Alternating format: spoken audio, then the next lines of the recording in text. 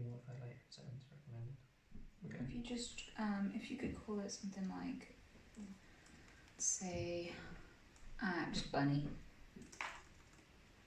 Because like then if people find it wirelessly somehow, they're not going to think to hack it or anything.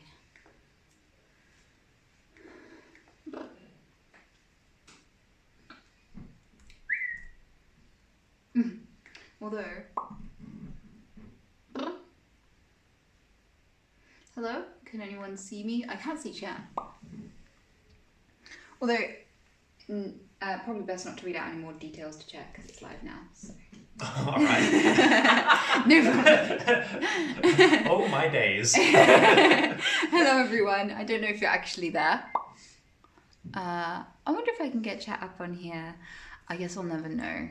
So hopefully you can see me. Oh, I have no line to the mods at the moment, but mods, if one of the mods want to DM me to tell me whether or not this is live and if it's working, because we don't quite have it up on my up on our laptop yet, so I can't see you yet, chat. But if you're here, I'm back with Miss Britton Kitten, and we are surrounded by exotic animals.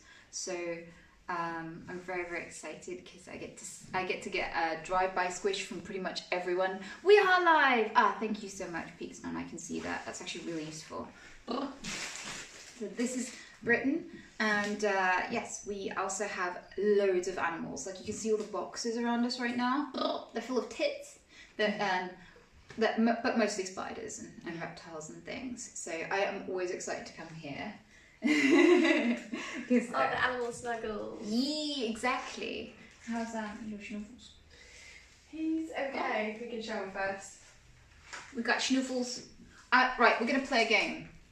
Can you guys guess what this animal is? I'd be really impressed with anyone who can guess it. I can't see chat right now, so I'm not gonna be able to see any guesses for a little while, but I'll check in with you in a bit.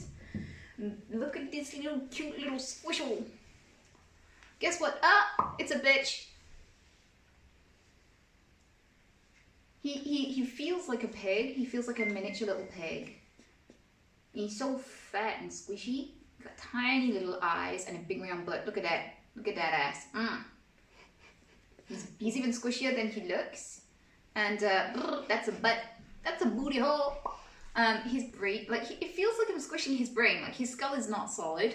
Like he's just got a weird squishy top bit. Is it okay to do this? I'm not actually squishing his brain, am I? No, it's fine. Good. So yeah, there's this squishy bit on the top, and these lovely long little hands. They look like little people hands. We call them hands for feet. Yeah. Because they look the same on both.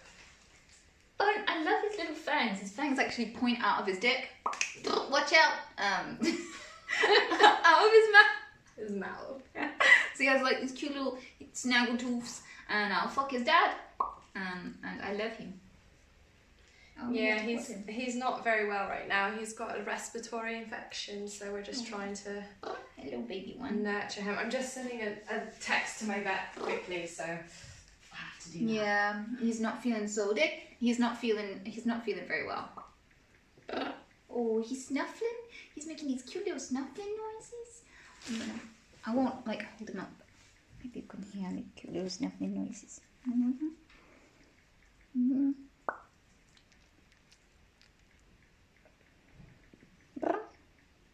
Isn't he cute? I'll feel his dick. For science. I won't, don't worry, he's safe. For now. I'm texting my vet, I feel so bad. It's just been like, we have a snake that's having issues as well right now, so it's like we've just been ongoing with him. And I'm sure he had made the mistake of giving me his WhatsApp, so but he's like our hero. He's such a great vet, so he's so like chill. He's just like flumped completely. He's not standing on me. He's just completely limp in my arms right now. And so I know. I love his stupid little ears. They're so little like Dumbo ears. Yeah, little miniature ones. I love you. And he's got a little brown nose. Oh, hello nose. Oh no, I don't have bugs. Please don't eat me. He's like offerings. Oh, it's so soft. His nose is like that's the only soft bit. Yeah, and the rest of him is like bristly. Like these are almost porcupine-y. just feeling up a potato, getting some drive-by squish. Spiky Potato. That's Yeah. his nickname. Yeah, he is a spiky potato. That's so true. I love him. Oh, it's okay. So when Anita first saw him, she was like, "What is that?" Yeah, what is that? I had no idea. It's not often I come across an animal I can't identify. We ask Here I am. ourselves that every day. What is that thing in our house? He's lovely though. He was so he his parents rejected him, so he was raised by humans from like a day old. So he's very friendly. What a bitch. And where you going, buddy? He's probably not. Do you want any food, or you just want to go back to bed? He's quite an aggressive eater. He will like bash the bugs to death. I don't even know if we're allowed to show that. I don't know. But this is pretty fucking brutal.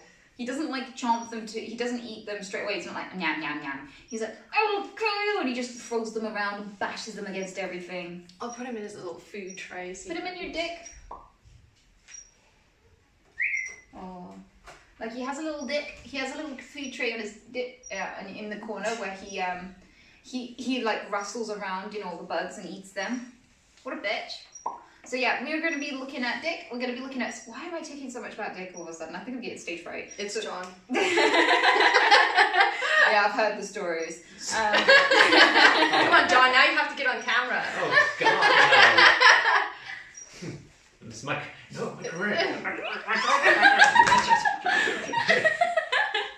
So yeah, what do you want to hold next? We could go full sugar glider.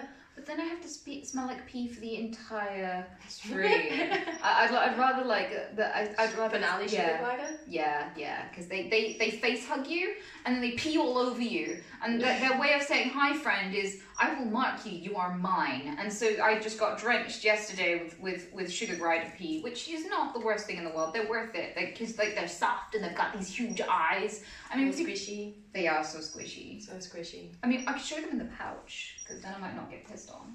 Yeah. Oh, well. Or we could go waffle. Let's do waffle. Yeah, waffles. I don't know if you can see, he's just pottering over to his shelf. He's got this cute little nest. It's like this shelf in the corner where he's like all packed away and like all cute looking and stuff. But yeah, I miss you, chat. I hate Dick. I miss talking to you guys. It feels so weird to not be able to say stuff to you right now. I hope you have a penis. So look at his chubby cheekies. Look at that. What a bitch. So try and guess why he's called Waffle. Oh, this could be another guess. Like, what kind of lizard is this? Because It's a bitch. it's a very unique lizard. Because look at his tail. Oh, thank you so much, guys. You'll never meet a lizard with a tail like that. It's beefy. It's all wide and round. And waffle shaped. Exactly, and that's why he's called Waffle. I like that he looks like he's swallowed two big gumballs in his cheekies. He was like, Doesn't even get to focus on him. It's being blurry. smack his cock. There we go. It's a bit better. He's so chubby and round. Would Can you I? like Yes, I want some of that. some waffle loving? I'm gonna go tuck Snoop in the back. Okay. He's a bit lost. Doesn't know what to do with himself. Oh wow, he's so warm. You can tell he's been basking. What a bitch. I like to sniff animals, but he just smells like hand cream. He has such a faint smell, it's hard to smell underneath all the human. Oh no, he does have some on his tail. I can smell a little bit of him. He just smells like warm skin, like warm human skin. I'll kiss his tits. Mwah. What a cute little fuck. What a cute little face. He's just such a weird looking animal. Is he the kind that will fall off me if I let him walk on here? Sometimes he's good, sometimes he just goes like it's hard to predict, but he's pretty hardy. What a cook. Hello. I love him. I'm quite good with animals. Like, it helps me to not tick to handle animals. I don't know why, but a lot of people get it. Like, there are loads of videos of dicks. And also, on the internet, if you're not feeling like that, there are videos of dicks. There are videos of dicks. Alright. There are videos of people with Tourette syndrome handling animals and how much it calms them down. There are people with really severe Tourette's that will like hold a bunny and you wouldn't know, and then you take the bunny away and they're back to normal, like, you know, having loads of tics and stuff. So, yeah. But I just hang out with animals because animals don't get offended if you call them a slut, so I can hang out with them and not, you know, get in any trouble. He has this lovely orange pattern on his back. It's a shit stain. Fucking wipe.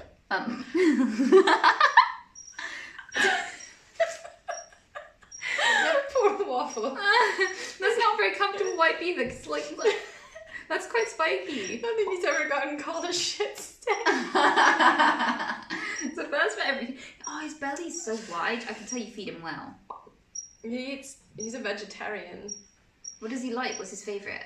Dandelion flowers. Oh, really? That's so cute. He loves weeds.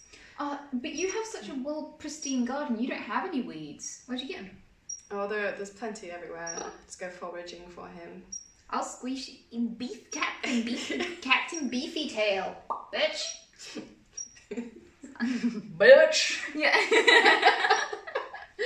I always ask my rabbit if I can, if she likes dick for some reason. Do you like dick?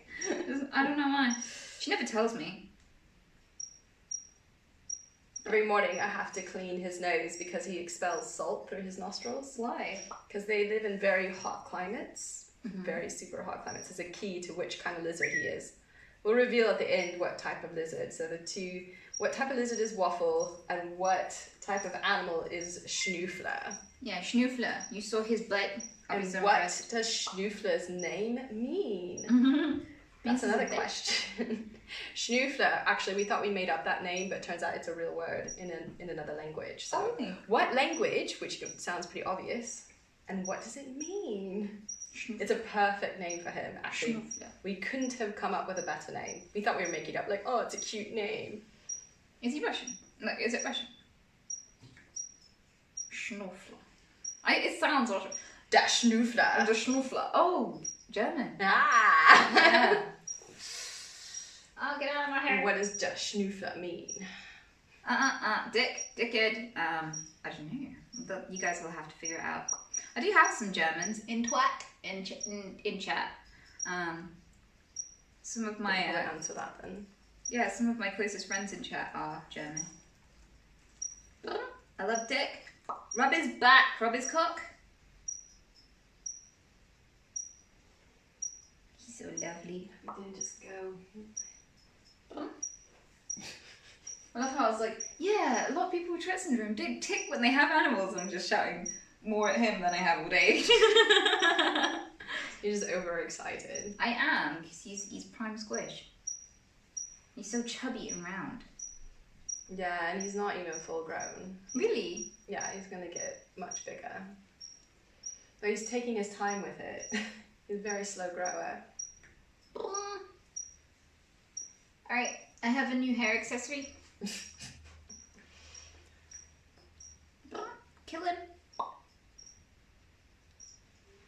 Oh, I've just noticed his head. His head is gorgeous on the back. It's got like all those stripes. Look at the back of his head. Look at that! What a bitch. Love him. I would watch out for him if I do have a spanking tick. I caught it. But be careful. I'm just throwing my bum around in a dangerous manner around you. I'm trying not to do it. Honestly, it's an accident. Hey! Nice tits. Toothpaste. Oh, hello, toothpaste. So smooth. Hello. I love you. It's a chode. Captain Matey Chode. Hello, buddy. Oh, there's the face. There's the face.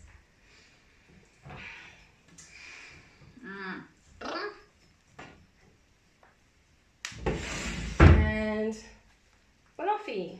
Hello, Banoffee. What do they eat? They eat dead rodents. Yeah, so is it like mice or rats? At this age, they can eat rats. Not full-grown ones. It's not pleasant, I have to say.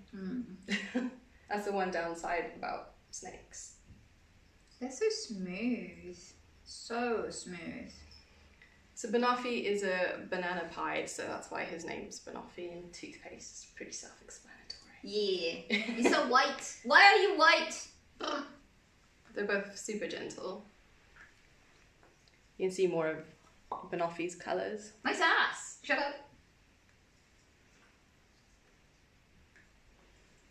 They're so meaty. Did you warn anyone? I guess you did a little bit of warning anyone with animal phobias. Oh yeah. But the thing is, like, everyone's scared of everything, so there's always going to be someone in my chat that I can't accommodate. So, like, there are some people who have really severe OCD who can't stand that I have the door open or that something's slightly in shot, and they're like, please fix it, and like, no matter what I talk about, someone's like, could you give me a trigger warning on that? And I feel like I would never actually say anything other than accommodating things for those things. So I just do the content, and I feel like, whatever happens.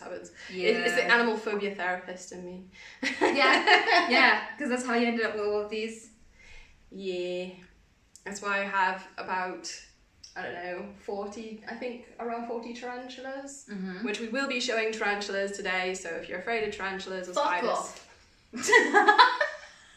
we will be showing tarantulas because I'm an animal phobia therapist, and the most common phobia is spiders. In fact, it's actually one of the top 3 most common phobias in the world. Yeah. Is arachnophobia. What's the other 2? Is one of them heights? Yeah, heights and loud noises tend to be. But public speaking, that's a really big one. Yeah. But I love vagina. So I do all sorts of, but mostly spiders, but I'm doing a dog phobia soon. I'm also doing a fly phobia in the summer as well, which, if you can imagine, what an incredibly inconvenient phobia. Yeah, I was saying, like, when I heard someone could have a phobia of flies, I was like, how do you live on this planet?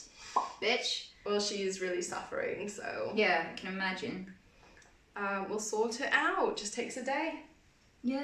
Do you find that most of them are dicks? Do you find that most of them...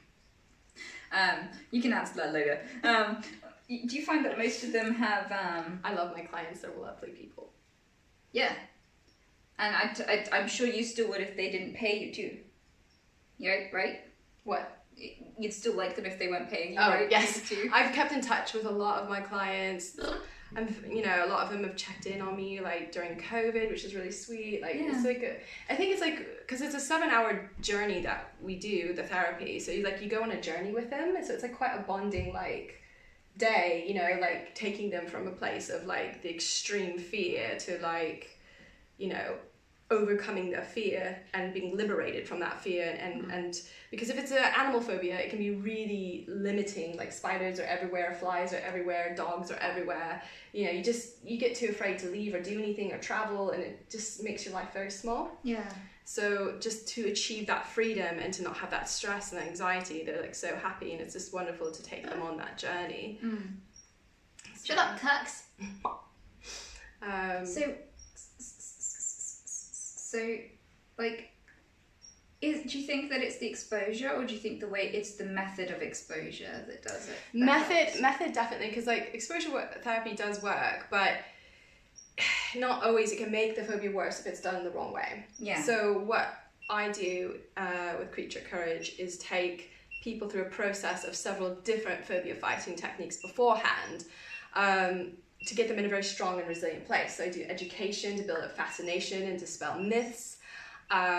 We do CBT, we do imagination exercises, we do art therapy, we do hypnosis, and then we get them in a very strong and resilient state. And then in a gentle way, we do the immersive therapy very slow, take it at their pace. And because basically, if you can imagine, if you're afraid of something, adrenaline can only run about 15-20 minutes.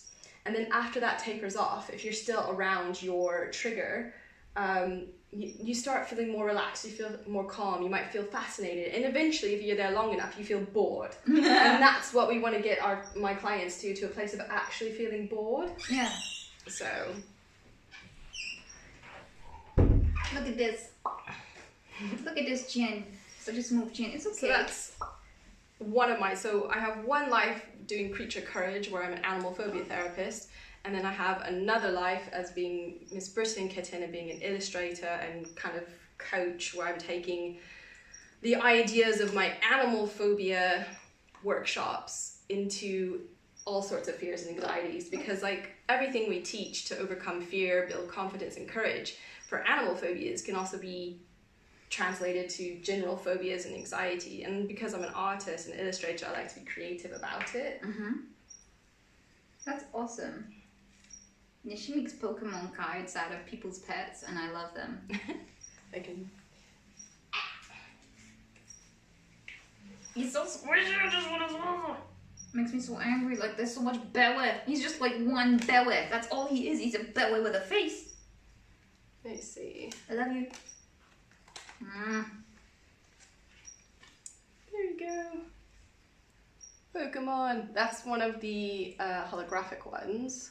So they're like just like the actual Pokemon cards, where they're made on real poker player cards, which is quite cool. Show me your tits. No, don't do that. I'd get banned. And you can customize them however you like. You can do trainer cards. I did one of myself. These are all my sample cards. Yay! I don't know if I can get a clear picture of it. Oh, here's one of my snakes. It just shows backwards though, the words, I think. I love you, you're a fish. So yeah, I did, those ones are probably my favorite ones. So yeah, I can make a custom pet Pokemon card, and you can go to britankitten.co.uk To smoke gas. on my store, and I have some Pokemon cards. I have a Pokemon landing page there. And other custom pet art. So if you want to turn your pet into a mythical beast, in fact, I'll show my Yeti picture of the dragon. I think that's a dragon, yeah. I just love the belly. I've been looking forward to this for so long. I love coming and squishing like danger noodles. They're relaxing noodles. Yeah, they are relaxing danger noodles. There we go. That's what Yeti, my leopard gecko. So you'll meet him in person. Messy. Oh, that's so cute. Yeah. That's beautiful. So I've got a penis. So yes, Anita, you need to send me pictures. Yes, I do. So I can make your snail. Well, my snail I gave you to become a mythical beast. I think he should have wings. He, she, shim. Yeah. Shim. Shim. But you call her she, don't you? I do, because she's such a dom. Oh, and we can show the emerald cockroaches, which I'm going to give you some. Yeah, I'm going to go home with some cock. Roaches. Yes. Cock. Roaches. Thank you. I'm making it family friendly. I appreciate it so much. Dad, bitch. You managed to do anything? That will require quite a bit of work to make them work. So I'm just going to basically download Firefox on my laptop, which runs on Windows rather than Linux. And then I'm going to get you to just log in, and then you should have chat. Thank you so much. I mean, you don't have to log in to chit chat. You just have to type in the username. So All right, cool. I'll just do that. There we go. So I'm going to send Anita home with some of these bad boys. It's all round. These are emerald cockroaches. I lived in. Anita loves bugs, which is a passion we share. And it took me quite a long time, because I had to buy these only 5 at a go, and they were £35 for a pack of 5, which is actually cheap because it was a discount price because my friend gets them in. And it took me about 7 lots of them to finally get my colony going, but now I have quite a lot. I'm quite proud of that. Shiny bugs. He's got beautiful eyes. They're messed up eyes, actually. Yeah, they're kind of like pearly and... He doesn't have like normal eyes. It's a genetic mutation. Like they're not. I'm gonna get up close. Shut up! Yeah, he's got weird eyes. Very strange eyes. See if you can get. He's like, no, I'm shy. See if you can get his eyes in there. Just gently. It kind of looks like he has cataracts, but they're not. Yeah. I'm being gentle with him because... Yeah. Shut up, Snoop. Look at all his nostrils. For smelling... For smelling pricks. For smelling prey. There's Yeti, who you saw the art of. He's got like this meaty tail. He's so squishy and soft. We're doing animal perving today. So he's a leopard gecko, but he's albino, so he doesn't have a dick. I don't know why it's all dick. I don't know why. You're just all about the dick tonight. I still blame John.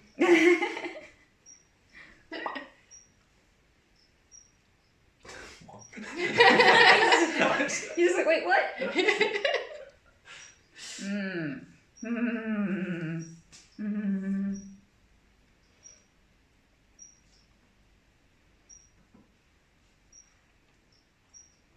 Yeah, I woke up this morning and watched John get more holes. That's what we did. We made some additional holes in John this morning. In his ears, I'll clarify. I'm gonna remain. I got a hole too. Yeah? In my vein. Oh yeah, you did! You did! They took your blood. So we just went out for holes. They all got pierced and I just sat back and watched. It was great. I'll fart on your dad. And he'll like it. Thank you ever so much, bud. I'll kill your tits. You hear that pling, that distant pling? That's someone being nice and donating things and stuff. And things. Yeah. Oh, sorry for poking you in the face, pretty little bitch. I'm enjoying this too much. This is like the best thing ever. So, shall I put this one back and we get somebody to... Oh, I just forgot. The bearded dragon Pokemon card. I wish I could get it like more focused. It's hard to hold things up. All Pokemon cards will donate to the Animal Fund and the Long COVID Healing Fund. Yeah. And keep these chubby. Obviously, COVID was super difficult with the business. Because nobody could come around and get cured. No. Look at his snout. This is my favourite danger noodle in the world. Toothpaste. He's such a cute little squiggle. Okay, where do I put him? Where does he belong? Toothpaste goes there. Okay. I hate your dick. Would you like to go where you know? I'm not just poking my ass at the camera, am I? No, your bum is out of... Thank you. And I will control myself. I love him. He's so chubby. Shut up, cuck. No, you can't come straight back out. What are you doing? That's my way.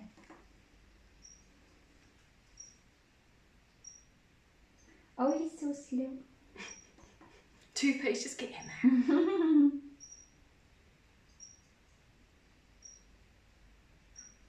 Go on then, Squiggler. Shut up, cuck. Oh. I know about your dad. It's all about dad and dicks today. It is. I don't know why. Who should we show him? Whoa! Who should we show your dick? Who should we show next? Oh, well, Yeti. And I'll get Sumo. Okay, who is Sumo? You know, the pooper. Oh. Oh yeah, I got shat on yesterday. Oh, I think some of it went into her tea as well. Yeah, he shat in my tea. Don't worry, I took it well. I completely understand. It's not the first time I've had someone shit in my tea. It's not the first time I've had shit in my tea. No. Look at this. Smell his dick. I'm going to get, where's the tissue? Any tissue around, babe? Oh, it's a dangerous thing not having tissue around. I'm just going to grab some toilet paper because with Sumo, you definitely want toilet paper. I've learned this the hard way. He's so good. He smells distinctive. There's a sharpness.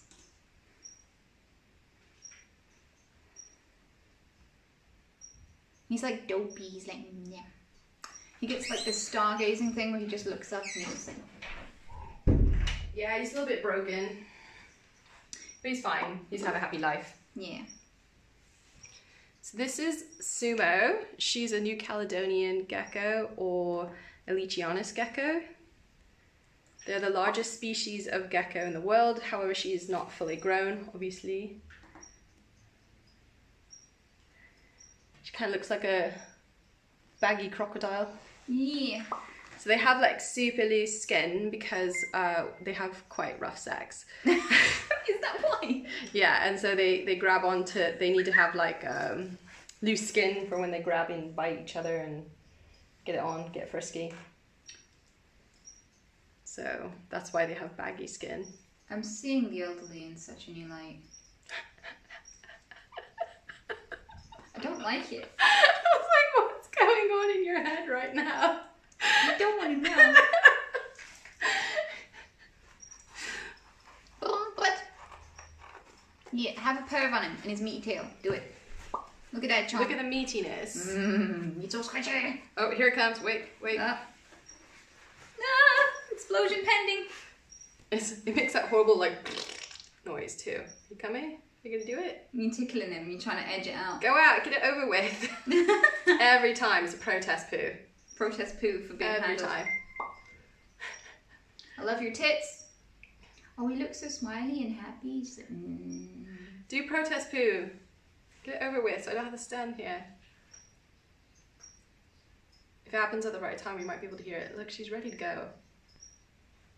It's like, it's there. I really don't want to get pooped on again. I know, once is enough, isn't it? Mm-hmm. It smells really bad too, doesn't it? It does. It smells like really like aerosol-y, chemically for some reason. Does it? Yeah.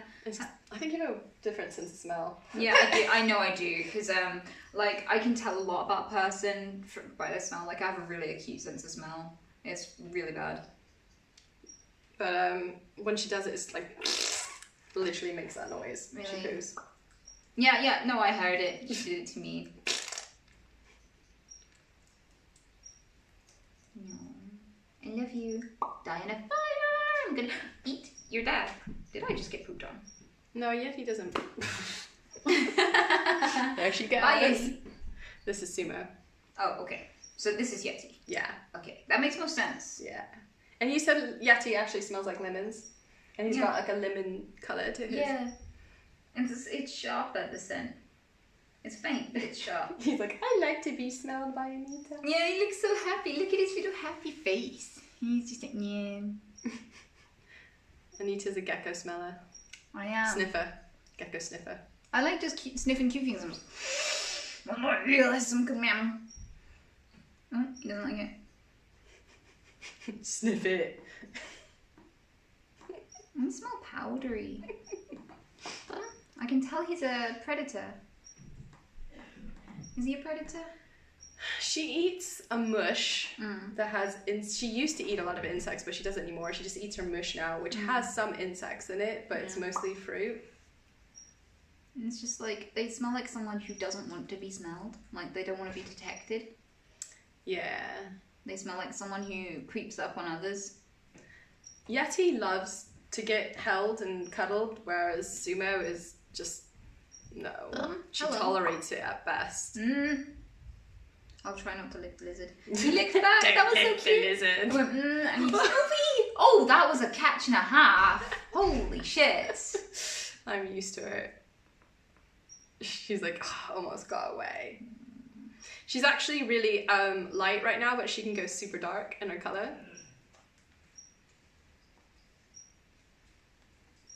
Which colour is the colour like, because I know that when I had a beardy, he'd go black when he was angry, under the chin. Is the colour change mood oriented for them? Bitch. It used to be more like in my crusties and my Cuban night and all, but I don't know, with her it does seem a bit random. Like right now, you could say she would be more stressed because she's out of her enclosure, but she's not going dark. So I think for her it's more to do with the night and day. Like she tends to go a lot darker at night, and in the day she seems to be a lot lighter. Shut up, Kirk. Yeah, the reason why I'm late today is because they have a retro like Nintendo, like the original like Nintendo early one, and I was playing Tetris and having too much fun, and I was like, but why don't I just start playing? I can't. So no. Couldn't you set like the camera up behind you? Like how do you play, or does it not show very well? I don't know whether it would show very well. So it'd be a bit boring. Yeah, but I was getting like really competitive. It was like, ah! We should find a way to do that, to use that and actually play the retro games. I love that so much. Oh, I love your face. Shut up. I love your face too, Anita. Aww. That's fun. Right there. That was a moment.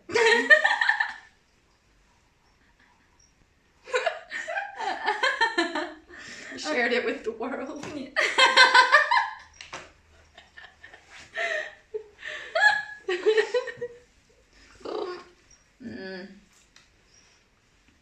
Geckos. Yeah. Dad on dad action. I love how smiley Yeti is. He's lovable. He's absolutely lovable. Meaty tail. I think I should get Moogle out. Okay. Kiss his tits. I love you.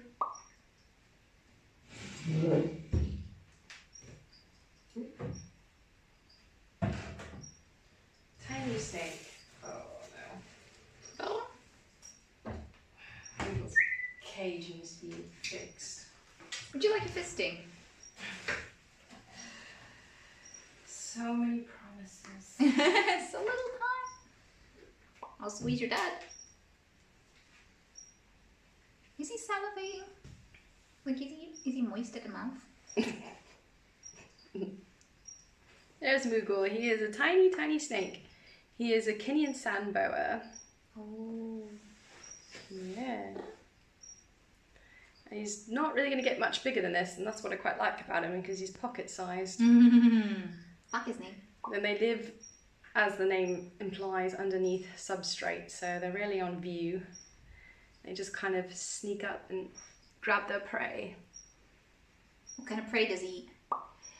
Mices. Mice? He doesn't look like he'll fit a mouse. Babies. Ah. Which is also sad. Yeah. They're all dead though, I don't feed live. Yeah, that's good. It's unnecessary. There are some snakes that will not eat and you'll have to feed them live to get them feeding again, but unless you absolutely have to, it's really better not to, because not only is it unnecessary, I know it does happen in nature, but you don't have to put the mouse through that. Yeah. If you don't have to. And it's stressful for the mouse, but also they can bite and attack the snake. Yeah. So if you can save, in captivity, that is the luxury they have. They don't have to go through those sort of risks. So I think as well, another part of it is that there's less fight or flight response in domesticated mice and rats. So they don't go into shock as easily. They're more likely to defend themselves than run. And also in the wild, when a prey animal is caught, they quite often go into a kind of trance. It's like nature's mercy, and it makes them kind of just zone out and be out of it. But because that fight or flight response is bred out of domesticated mice and rats, so that they're more friendly with you, they don't do that, and so they're more likely to struggle. And there are lots of reptiles that specifically die because the rat or mouse dug their way out of the snake or reptile's belly while the reptile was alive. And because reptiles are predators, they don't go into shock. So they can die for days and days of a terminal injury. They have such a slow metabolism that they don't die of like blood loss and things like that as quickly as other animals. So, they die horrendously from those injuries. A lot of exotic pets don't have very good vet care, so you're not likely in an emergency to be able to put them down very quickly. So it can be a really horrific thing to do to your pet, to live feed them when it's not necessary. I'm also very suspicious of people who enjoy live feeding like that, because a lot of people buy snakes and stuff. Be wary of people who buy animals just to watch them kill other animals. because A little bit scary. it's not just a little bit scary, but it's just like people who specifically want to watch an animal die tend to be a bit like, in America they put you on a list if you abuse animals, Because it's like a step up from like people who, you know, graduate from animals to people. Yeah, most of the people who abuse people started with animals. So if beware of people who like to watch pain and buy predators just to watch them kill other animals. Like, that's a warning sign. It's not usually, like, some nice people will do it, but most of the time, like, it's something you should count as a red flag. Be wary. I mean, I hate even feeding the insects to, like, the tarantulas and the lizards, like, and Schnoofler. It's so horrible. He just kind of noms it, and it kind of doesn't kill it very quickly, and I just feel bad even, like, for that, but I have to, because obviously that's a natural diet for them. So, yes, only dead, but I have to, like, it's so gross because I have to heat them up in water, like, get them warm, and then, like, jiggle it around, and they smell really bad, but then it's so gross. It's the one really downside, but at least they don't eat that often, like every 7 days to every 10 days. Wow. And then sometimes they'll just go off feeding when they're in shed, so they won't eat for a while. Yeah. Bitch. I know, right? I will squeeze your dick.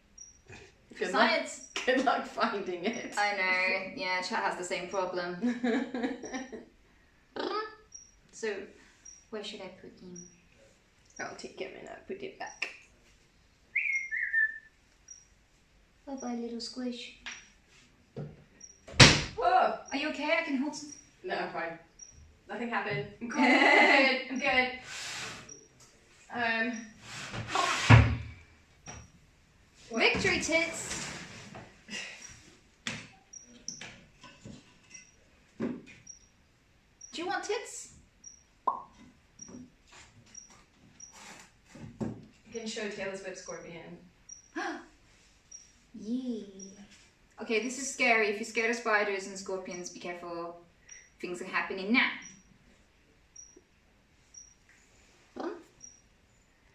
So, pretty much like the stuff of nightmares, but I kind of like him for that reason. Yeah.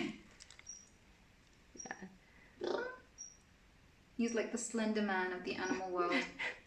I wish he or she would extend out her claws so we could see these magnificent claws that go all the way out. Woo!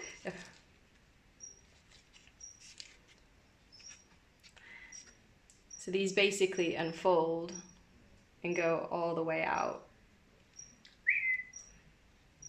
Show him your tits. Hello, cat. Get out. Sorry. Is that off of Twitch? Mm-hmm. So you're streaming from Twitch right now? Mm-hmm. Okay. Why? Because we can access the standard chat, can't access that chit chat on any platform, not my phones, mobiles, any browser. It's like it's blank across everything on That's my so laptop. weird. My laptop, my phone, Britain's phone, this one. It only yeah, because the way I got around that was I used Firefox to open it instead of Google Chrome and things. I've used Firefox and everything. It's like I've even used Nick's phone just now, dead across all platforms. What? Oh, I wish I had Elon here right now because he knows how to fix it, and it's bugged, but there is a way to use it. I just don't know how. I wish I had chat so bad. It's cockroaches. I mean, These ones aren't very Love impressive you. in their size, though. Shut up. you can have the unfiltered one. See if I can get them to hiss. These ones are really quiet. I should find ones that hiss. I'm gonna hold these. Shut up. I ate your dad. Oh wow, they look so ancient. You can tell. I've seen that face shape in fossils. That is a design that has worked for millions of years. They're so smooth. They are so They're so smooth. See if I can get this one to hiss. Nice ass.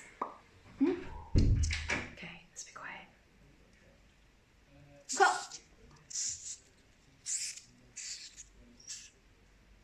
Hope you guys can hear that.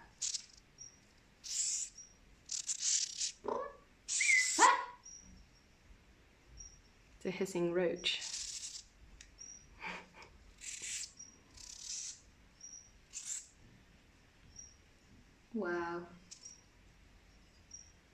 And is that fearsome in their world? Like, would that actually scare anyone away? Well, it does, because like when you first own the cockroaches, like it kind of shocks you. You're like, oh. Yeah. But then I'm so used to it now, so it doesn't really matter. But it does surprise. So it's like kind of giving them that advantage. Like let's say if a bird was coming down and hissed, and it kind of just gives it a scare, because usually, you know, it's not bugs that are hissing, it's snakes or something. Yeah. Also, the males do it when they're trying to fight. Yeah. And be impressive. I love them.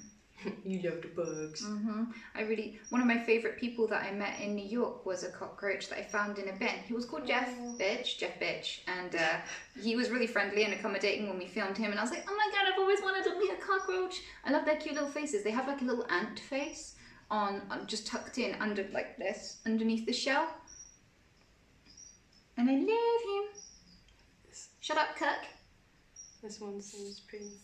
Oh.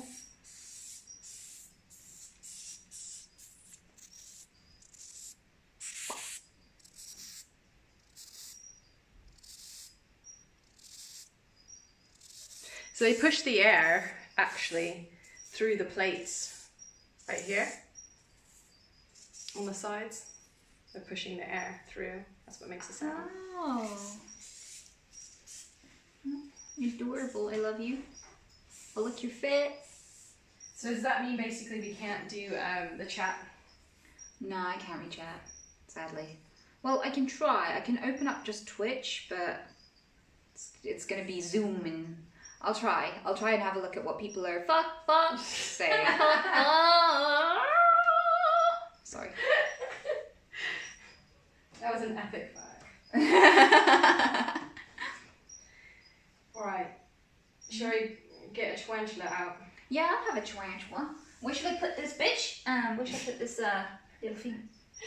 Put it in that net there. In the net. Okay, where should I put this meal one? I'll put it in that tray over there. Yeah. There's a lot of escapees.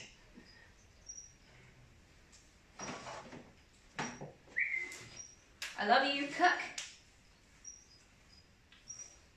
Go on then, buddy. This is Peaches. Shut up, Peaches.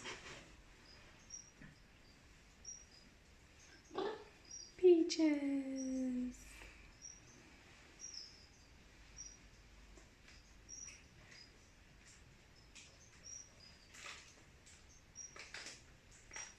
I love you.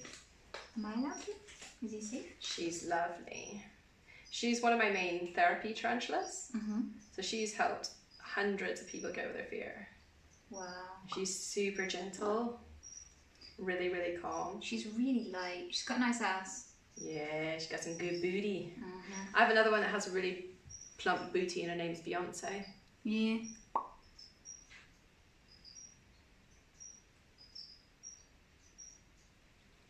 Yay, spiders! I'll lick your ass.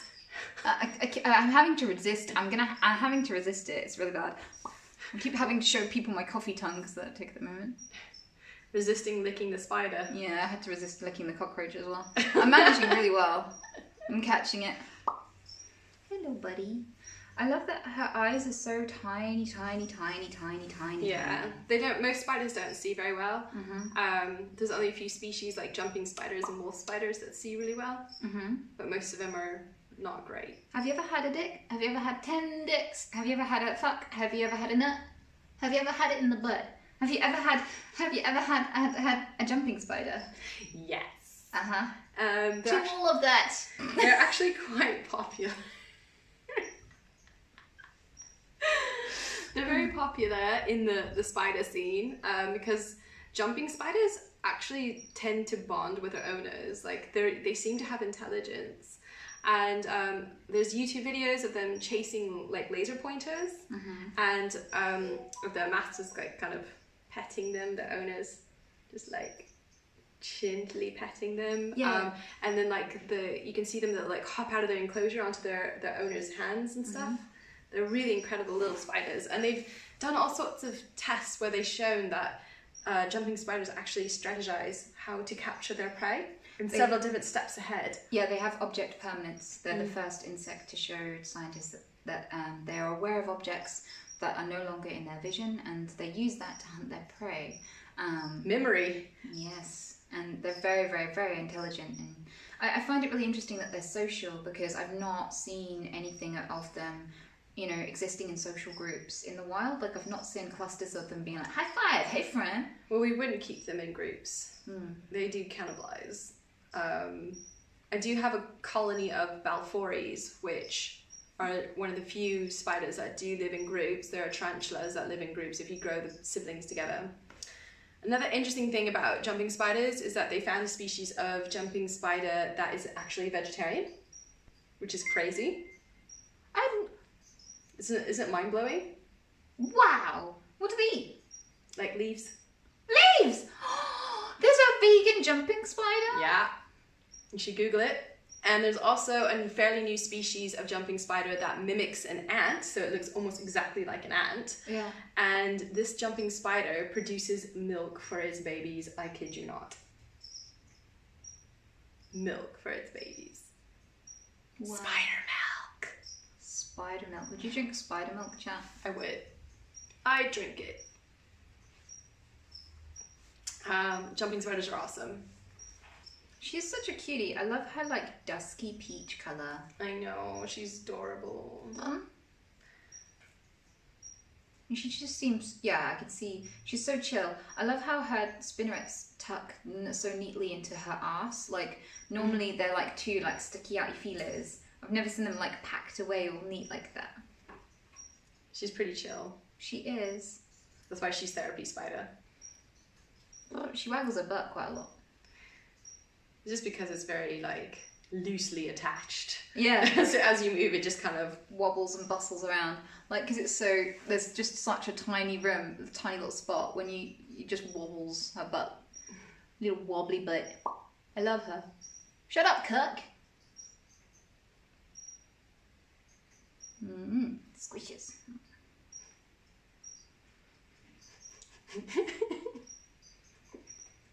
Sniff the Sprudel. And it's kind of like a nutty kind of, powdery nutty kind of scent to her. Like, it's on that level. It's kind of like thick. Faint but thick. Yeah, like almost peanutty. I love the Sprudels. I love you. Shut up. I'm going to show a little colourful one. She's so fluffy. Oh, she's so fluffy.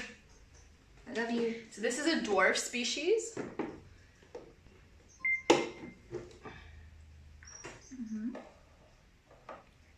Nom. Blah. She always acts like she's like just about dead. It's really weird. I would be concerned if... Look at her ass. Oh my god, that ass. She's beautiful, isn't she? She's gorgeous. Her name is Vesuvius. I love her. Nice tits. Look how placid she is though. She's just like... Meh. See, this is way better than a hamster. Yeah, fluffy and chill. Hello again. You got it working? Yes. You're a hero. Oh, gosh. Thank you so much. John is a hero. Yes. I believed in you, baby. Hello, chat. Boom. Did you guess what the big fat furry potato in the corner is? Yeah. Hi, chat. So good to see you. I missed you.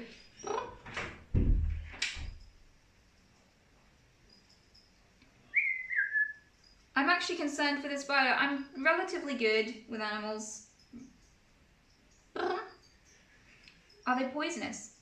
Well, technically no spiders are poisonous because to make them poisonous you would have to consume them. Oh. They're venomous, and all spiders are venomous. They all have some form of venom.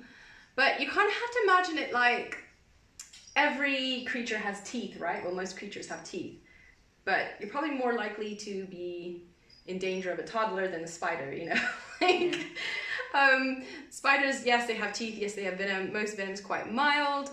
And spiders are, as a whole, quite unlikely and unwilling to bite because it actually puts them in quite a bit of danger to bite because you're then attached to a much bigger creature for a small amount of time. Yeah. So it makes more sense to run away more than anything. It's sort of like a last defense. In fact, so many tarantulas are so passive. I don't even understand how they kind of survive in the wild. Yeah. Because they're just so gentle. Like, how does this tarantula not know that, like, I'm not going to just crush it, or eat it, or you know what I mean? It kind of blows my mind how gentle they are. And they don't learn things. They're not, like, intelligent. It's not like, oh, my spider's used to me or something, you know, like, the spider doesn't have a clue. You see, I've always been thinking about, like, why I don't have those tics, because, like, normally if you gave me an intrusive thought like that, I'd worry about it and I'd do it, but I'm fine, I'm really safe around animals, and I find that a lot of people with Tourette syndrome are, and I think part of it is that you end up, like, there's a specific way you have to think when you're considering another creature that doesn't communicate verbally. So you're focusing on them and what their actions mean and how they're thinking and feeling. And it just is very, very engaging. Like, my whole world is this little spider right now. Like, I don't have any intrusive thoughts. I find it very easy to focus on them. I just find animals, I think differently. I feel like I'm using a part of my brain that doesn't malfunction often. I don't know how else to describe it, but I don't know whether I'm contextualizing things and trying to explain things that I don't understand and being wide off the mark for the neurological effects of animals on people with Tourette syndrome. I don't know what it is, but if I had tics that were a danger to animals, I would never handle them. Never. Never, never, never. Someone asked, like, if all my tarantulas are chill like that, and the answer is no, not all of them are chill. I'm going to grab my largest spider out, which is a Lazadoria parabana, and I'm putting on a glove because she has itchy bum hair, as I like to call it. And so she's not aggressive, but if her itchy bum hair comes loose, then it can cause allergic reaction. Like, it can be very, very itchy. I can put gently down because she seems pretty chill now. So you can just see, like, the sheer size of her. She's huge. Yeah, she's really, really... But especially because after I got long COVID, I got a lot of allergic reactions. So my tarantula hair will affect me quite badly now. Yeah. So it can be like, it can cause like some welts and stuff if they do the itchy hair. Most of the New World species, that's their main defense, is kicking off some itchy bum hair if they don't feel very happy about things. The Old World tarantulas, which are from Asia and Africa, they don't have itchy bum hair. They just have a stronger venom, and they're usually not very friendly. The New World species are much better, but you always have to watch out for itchy bum hair. Each spider has its own personality. Some can be really chill and never kick hairs. Some can kick hairs all the time. So you just have to know your tarantula. Like parabonas, a lot of them can be very like trigger happy. They'll just kick hairs all the time. She's really good. This is Optimus Prime. And she's really, really gentle. She's having a little bit of trouble here because she can't even fit in my hand, but you can just see how big they can get. This is the third largest species of tarantula. I do own the largest species of tarantula, which is the heaviest spider in the world, wow. Which is a Theraposa, like T. blondie. Mm-hmm. But I don't want to take her out because she will kick hairs, and she's not quite as big as this one yet because she still has growing, but she's growing exponentially. But they get to be like dinner plate size, so I'm just gonna do a little pinch grab here. And no. Oh, there's some bum hairs that just fell off. I don't know if you saw that. I didn't. See if I can get her back without doing itchy bum hairs. No itchy bum hairs, missus. She hasn't been out for a while. Huh? There you go. Peaches is pretty chill. She's just being all cute. I love you. I noticed on the underside of her legs, that big spider. What was her species again? Salmon pink is like the common name. This one or the other one? The one I just put in. So is that she had like iridescent legs? But on the underside, she looked like an oil puddle underneath all of those legs. It was gorgeous. Yeah, they have iridescent. Whereas she has stripy legs, like she has these beautiful long stocking lines on her legs that are in white and peach hair. Oh, shut up, Kirk. Should we go back and see if anyone can guess the schnoof? Yeah, guess the schnoof. That schnoof there. Now we can see the chat and see if anyone there. Are you there, schnoof? I just did your mother for science. Nice ass. And then we can do sugar gliders. Yeah. So what is schnoof? We can see the chat now, so does anyone know what schnoof is before I reveal? Some people saying a possum. Possum. A rat. Sonic. A squish. A echidna. A chicken. A hedgehog. A wombat. A mole. Pog. No one's right yet. A mole. A possum. A Shrek. A Pikachu. A squish. A dick. A cat. A echidna. A fart. No, you don't eat him. He's not for eating. I love his cute little fangs that just like stick out of his nose. And look how chill he is. He's just like, yep, I'll bite your dick. And he has like a squishy brain. Echidna for sure. He's so snuffly. He's like, So I don't think anyone's guessed it. no. Press 1 if you've ever seen that meme of that very funny looking Chihuahua who's like Steven with a PH. My name is Steven. Like that guy. Press 1. You know who I mean? The Steven Chihuahua. He reminds me of Steven Chihuahua. Should we let him know? Yeah. Okay. So schnoofler is an animal called a common tenric, though they're not very common in the UK.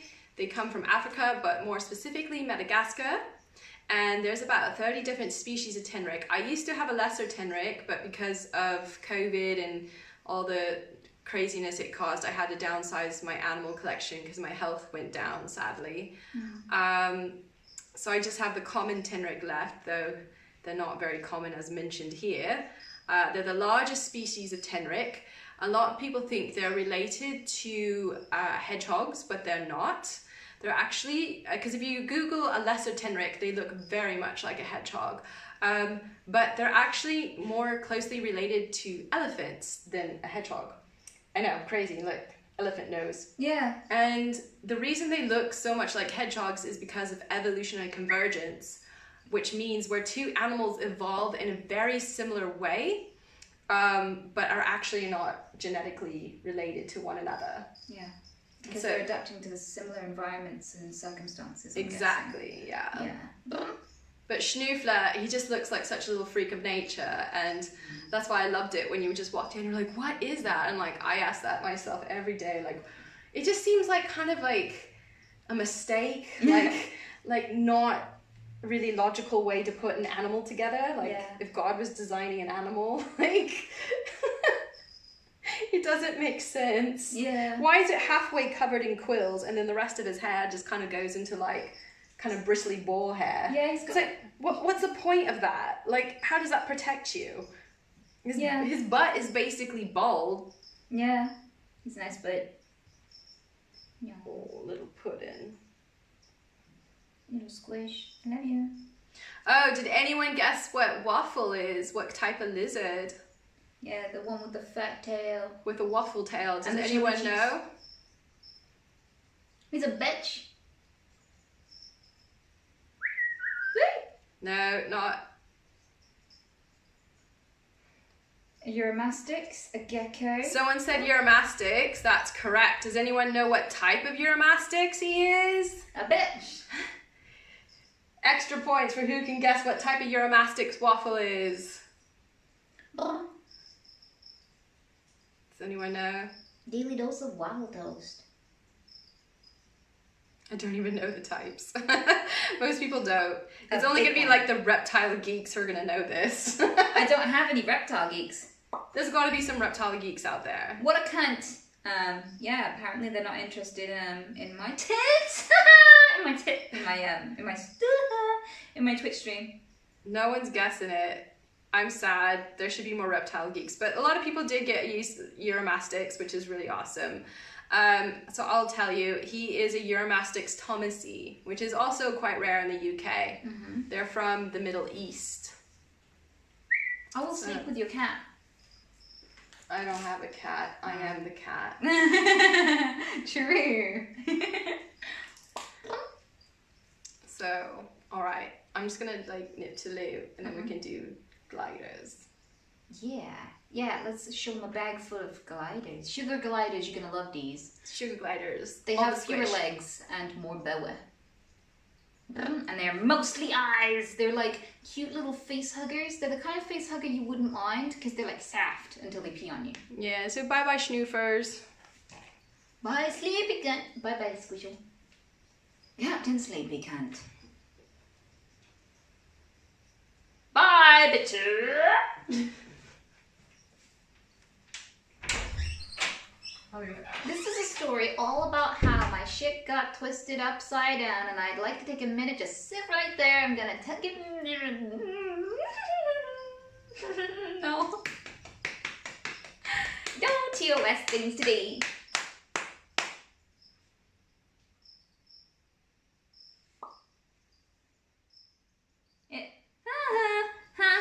Retarded butt hair.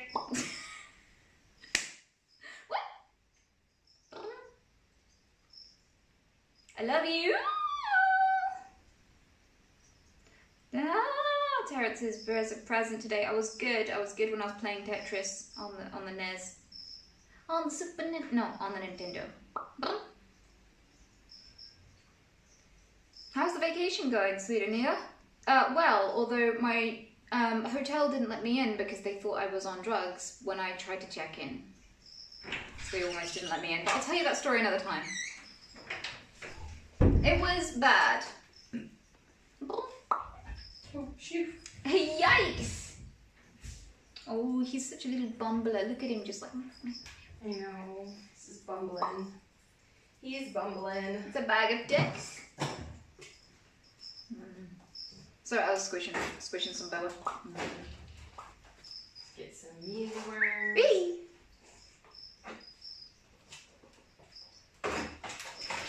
Let's go into his poo box, which is good. Okay, bag of squish. Yee, I love you.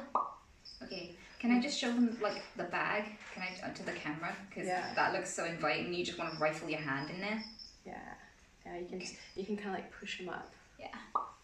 So this is what a bag full of sugar gliders looks like.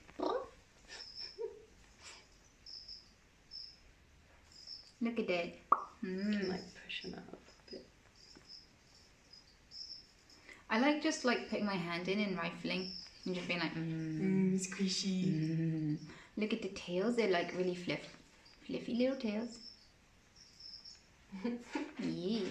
They like poke their head out and then they tuck themselves further in. And then somebody else will poke their head out and be like, what's going on? It's like a seething mass of sugar glider. So sugar gliders are actually marsupials from Australia.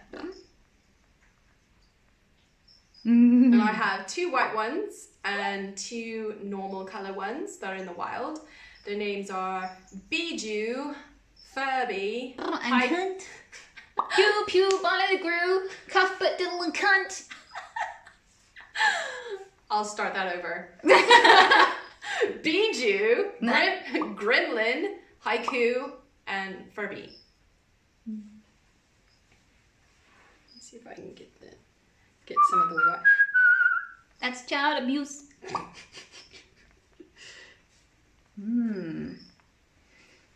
They are face huggers. They will on your face and then pee. That's what they do. And that's how they say, hey, your friend, you're mine now. Look at that spoink. No. Immediately pooping. No. No. Why are you noping? Because she's doing the pee and poo thing. She's like, keep it in the bag, bitch. I'm gonna get the grubs out because then they'll be a little bit she's pooping on her head. Yeah, they're a bit mucky. People are like, oh, I want sugar gliders. I'm like, do you really? Do you really? Yeah, you will become a toilet. That's what you will be. If you get sugar gliders, you will be their toilet. That's what they like to do. That's how they make friends with you. So you can get them to eat. Here, take one. I love you.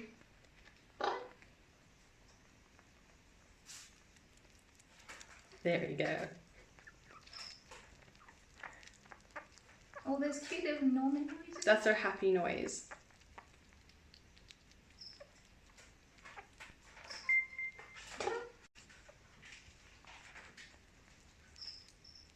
They've peed on the laptop.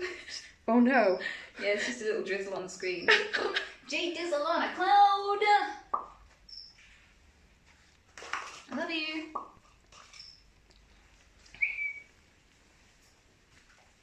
Would you like the fisting? Are there any more? Is that all of them? That's all the gliders. All the gliders.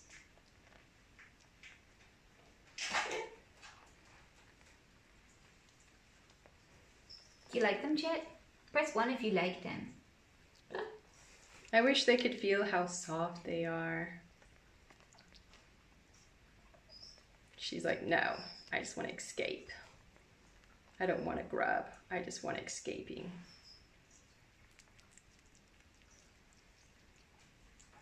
Yeah, just go in there if you don't want it. I just dropped a mealworm. A black glider. I want to touch the head. Hello, Softfin. Hello. I'm touching you. There's no escape. Love, love. Love, love, love, love. Oh, they're so pissy. Do I have any squirrels? No squirrels. They smell musty. But I like the smell. Cute little face. I might want to frame it. There we go. Look at the little faces. I love you. Yeet. No, don't yeet.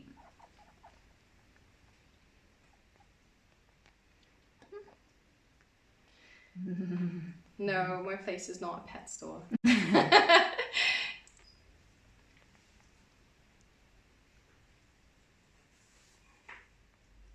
Most of my animals are actually rescues, unwanted exotics.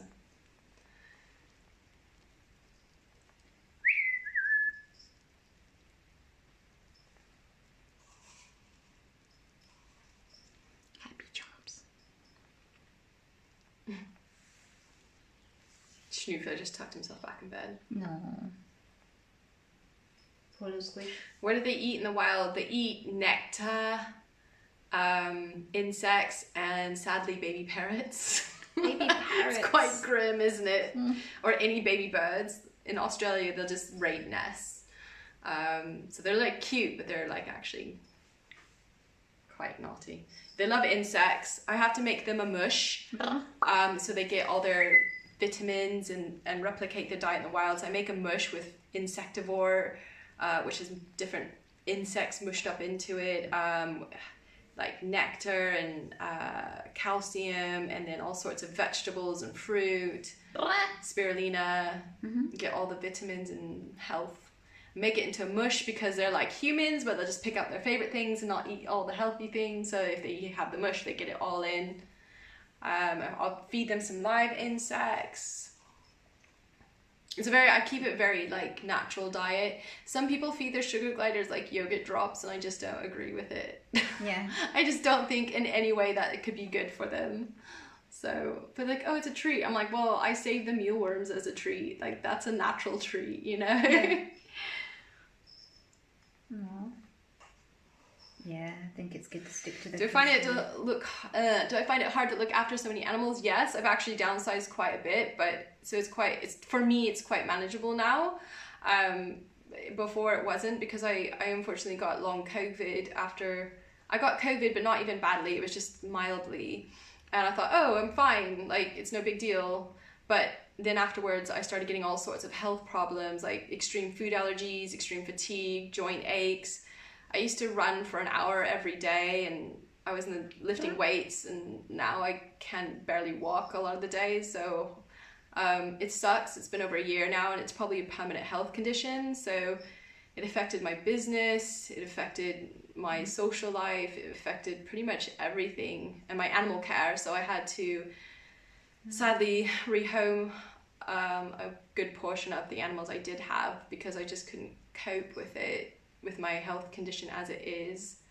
So I'm just about managing with the animals I have, but it's so hard to let go of animals because I want to make sure someone takes care of them as well as I do, and gives them the, you know, like a large enough enclosure and attention. I've got poop. Got a poop. So it's hard for me to let go of anything. Oh, that is a poop. That is a poop and a half. Thank you. Bitch. Sorry. Yeah, I have chronic fatigue, but I think what COVID has given me is and it's what a lot of people are getting, is it's a condition called mast cell activation syndrome, and you can Google it, and it's something you wouldn't want to wish on your worst enemy, but a lot of people are getting this, and it basically, your mast cells become overactive and they're releasing too much things like histamine. I have a histamine intolerance to food now, so almost all foods I'm allergic to. Like, it's crazy. I have to make everything from scratch, and buy these really expensive health products and supplements, and it's really horrible, really, really, really horrible. And I kind of use my story as a cautionary tale with COVID, because I think a lot of people don't understand that you don't have to get it badly for it to ruin your life. And yeah, I had it mildly, but my life is forever changed now because of it, and it affects almost every level of my life. And some days I can't even get out of bed. It's absolutely horrendous. So COVID, I don't recommend it. Breakfast. Yeah, the sugar gliders are nocturnal. Do I have public social media? I'm guessing that's towards me. I have Miss Britain Kitten. If you want to follow me on Twitter, Facebook, and Instagram. Oh yeah. I do it building my own Discord at the moment for Miss Britain Kitten. Schnuffles? 'Cause I just... Schnoofler. I'll tell Nick to make it live. Also, Nick. You got him. Is Nick there? I'm here. Shut up, Tell Nick to make my Discord live now. We built a Discord, we just haven't used anything. I'm looking. So like before I got COVID, I was building this new business where I was gonna be doing my art, my coaching, but I'm kind of taking a pause this summer to kind of sort out some health issues, but I do plan to be launching all that and doing YouTube and maybe even Twitch, who knows. But yeah, I wanted to sell my art. I wanted to do some coaching about building confidence and overcoming fear. I guess I have to just take this as new life experience because I've never had like a massive illness. So overcoming like the depression, the anxiety, and the fear that comes with that, I guess I'll just have to take it as like, oh, this is my life experience to help others now. Yeah. Because it's pretty extreme and it is a huge challenge, like mentally, to go from such extremes of your life where you were really healthy and fit and you can go do anything and eat anything you wanted to having all these limitations on your life. So yeah. So yeah, just Miss Britain Kitten. You can find my website and my social media if you just Google Miss Britain Kitten. You can find dick porn. No, that's not what she does.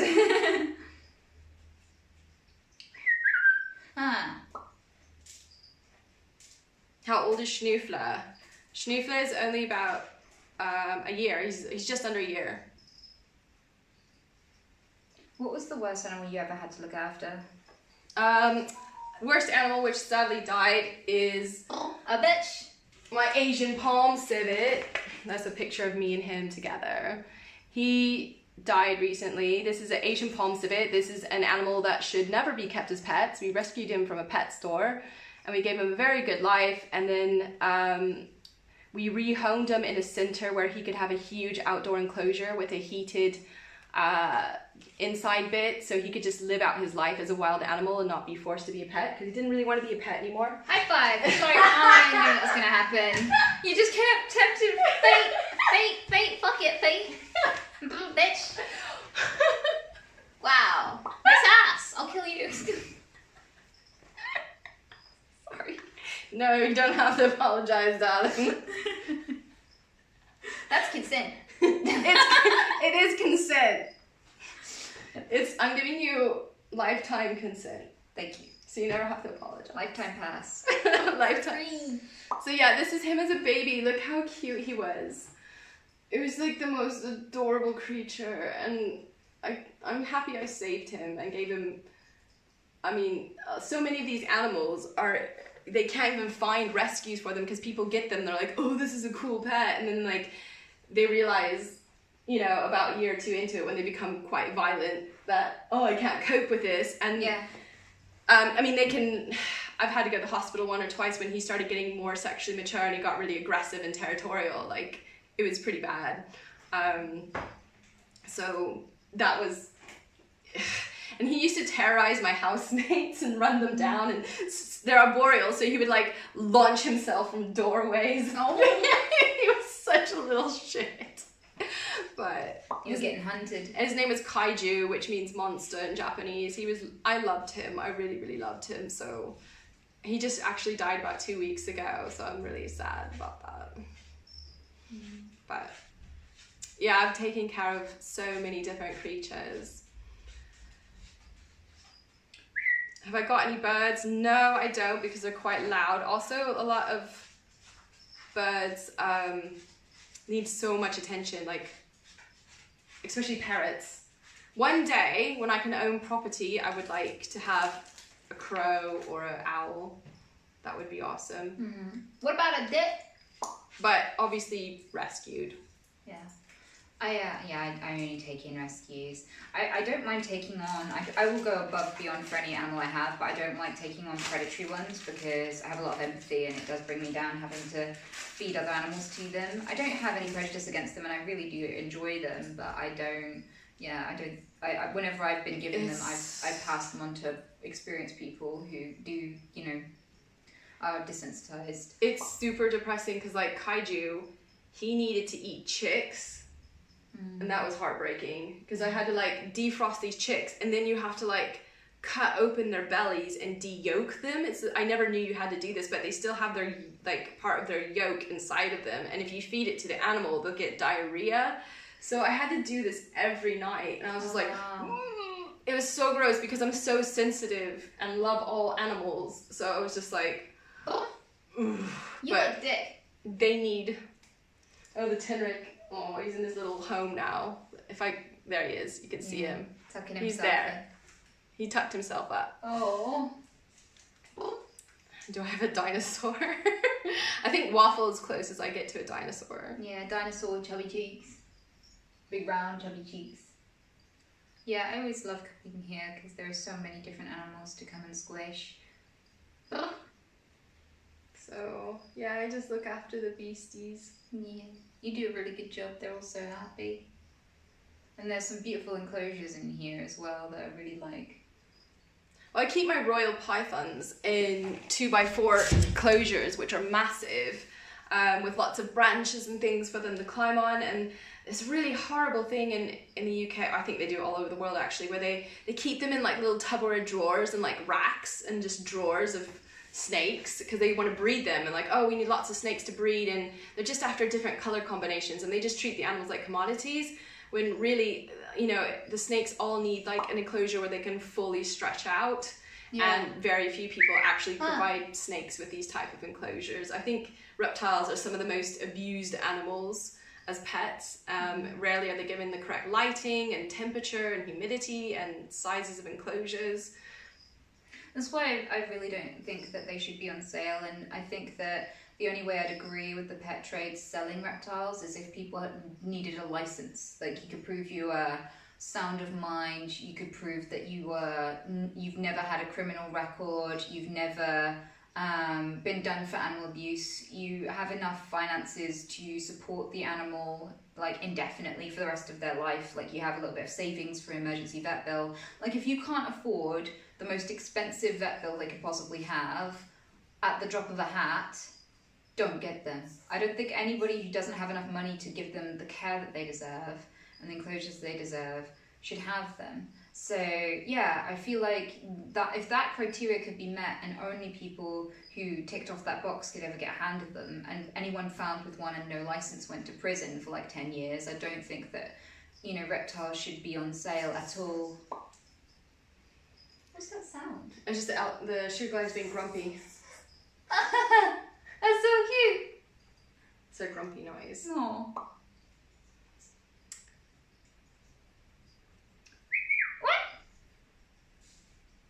Is there health insurance for animals? Yeah, there is health insurance, but exotic animal insurance is incredibly expensive. I just have a savings for it. And even Schnoofler, I mean, it's quite 4 months of the year he's hibernating and he doesn't eat at all, but the rest of the year he's eating almost a diet of completely just live insects, and you can imagine that's really expensive, about 50-70 pounds a month just on live insects for Schnoofler. Wow. So it gets really expensive, but he's so worth it. How old do Tenrecs get? Okay, so Tenrecs, the common Tenrec only lives 5 years, and there's some species that are even smaller that live only like a couple of years, but the lesser Tenrecs, which are the most common one in the UK, they actually make really good pets. They live up to 10 years. I'm a bit sad about Schnoofler only living around 5 years. It just seems like too short.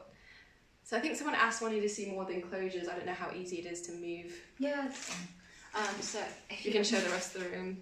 Yeah, so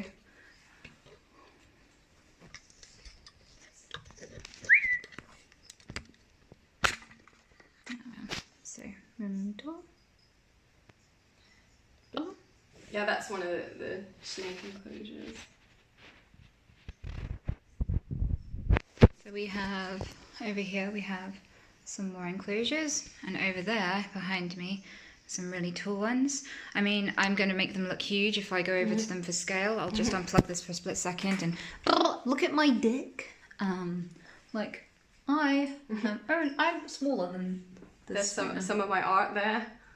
Yeah. Some tarantulas with wings. Yay! Yeah. And this is where the sugar gliders live. Yeah, so they have a full vivarium. Yeah, it's pretty huge. Do you want to stand in front of it? It's also temperature controlled. Like, we can use you for scale. Like that's the size of the massive one for the sugar gliders. What else do we show? We give them motion sickness. look at Schnoofler being all snuggled down. Isn't that adorable? I want to see what you guys are seeing. There we go. Yeah, poor little baby. Oh. Still fighting respiratory illness. Yeah. So yeah, those are some of the enclosures.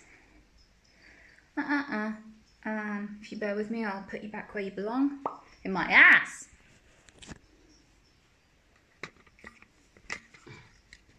I love you. Schnoofler is common Tenrec. I made a Schnoofler Pokemon card. Let me see if I can find it. Oh, and the Sugar Glider Pokemon card. I have to show that one too. Okay, I found it. So here's the Schnoofler Pokemon card. Oh, it's so blurry. It's hard to get it to focus. It doesn't it's very blurry. And then I made like a Pikachu version of the Sugar Gliders. I love that one. It's so good. Bitch! I'll push you over. I think we're, I know it looks like we're central right now, but we're not. If we move this way slightly, because all behind this band is still in cam. Oh, okay. Yeah, the cam doesn't actually end where we think it does. So, shut up. So that is... Do you think we should have less animals, pets, instead have more places so that you can go and squish them when you feel like it? I don't know. I think that... Because animals bond to like one human and they can get kind of like stressed. I think more along the lines of like... I don't think that animals really belong to people. I think it's kind of weird. Like if we selectively bred people to have really long arms or be really stupid or unable to breathe because we liked the way it looked, we'd see how fucked up it is. So I don't really agree with breeding. I don't really agree with a lot of what we do to animals. Like if we were specifically genetically inhibiting humans to make them look as disfigured as a pug or, you know, a chihuahua or anyone like that, you'd see how messed up it is.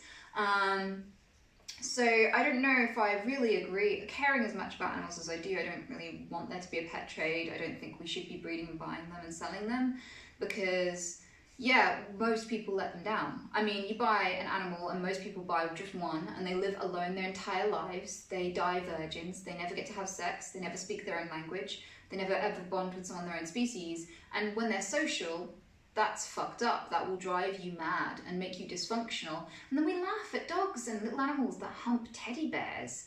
And it's like, there are people who get lonely and stay in their house all day and fuck sex dolls. And people are like, that's messed up. And they're like, well, no, we get exactly the same symptoms of loneliness. If you put us in a box, we do the same thing as a chihuahua, you know? So I kind of feel like I don't like the idea of buying and selling and keeping animals. And I do think that it's better to see them in the wild. Like, I like going to rock pools and everyone else pulls the crabs out, but I think you see so much more of them and enjoy so much more of them by watching them just run around in the rock pools and interact with each other and fight over food and, like, you know, nuzzle into the seaweed together and things like that. I'd rather see that than them just going, don't eat me! Because, like, stressing out animals for fun doesn't really suit me. So I don't know, I have a different attitude. I only take on rescues. I don't buy animals. I just try to take responsibility as a species, as a human, for what we've done to them. I try to make it better for them because I know they're in a bad way. I see some people are confused about my accent. Which I am originally from California, but I've been here nearly 20 years, so I have like a weird, like, pseudo accent where sometimes I sound really English, other times I sound quite American, other times it's just a weird amalgamation of both. So that's my weird accent.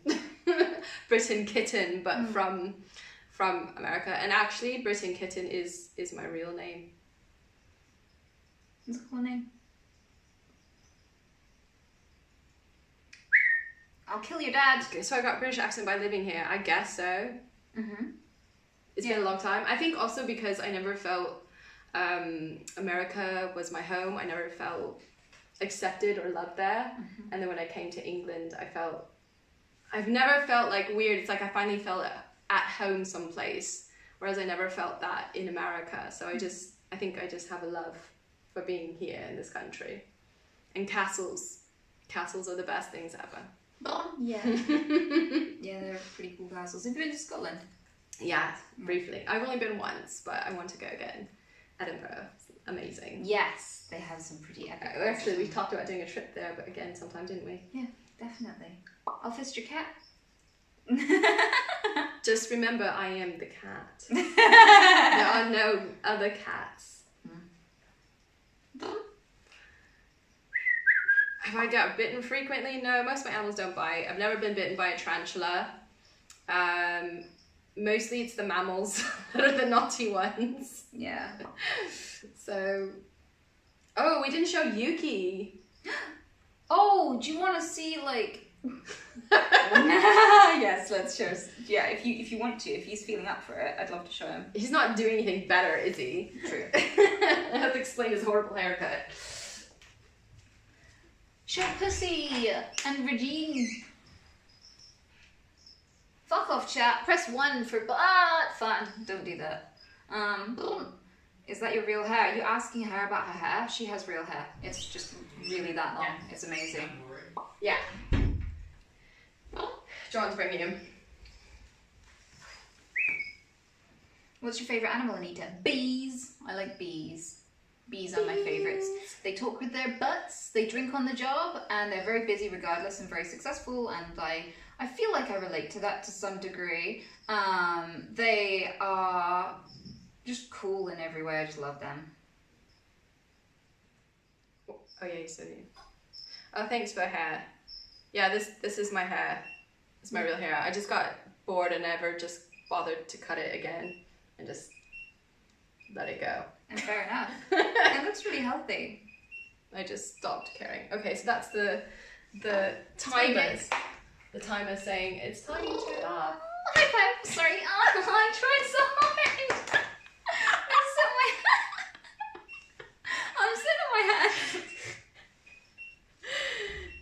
a liability. It gets me in so much trouble, and I'm so glad that I'm around friends right now because I've been going to London and it's been a bit of a pain, if I'm honest with you. I just like the attention.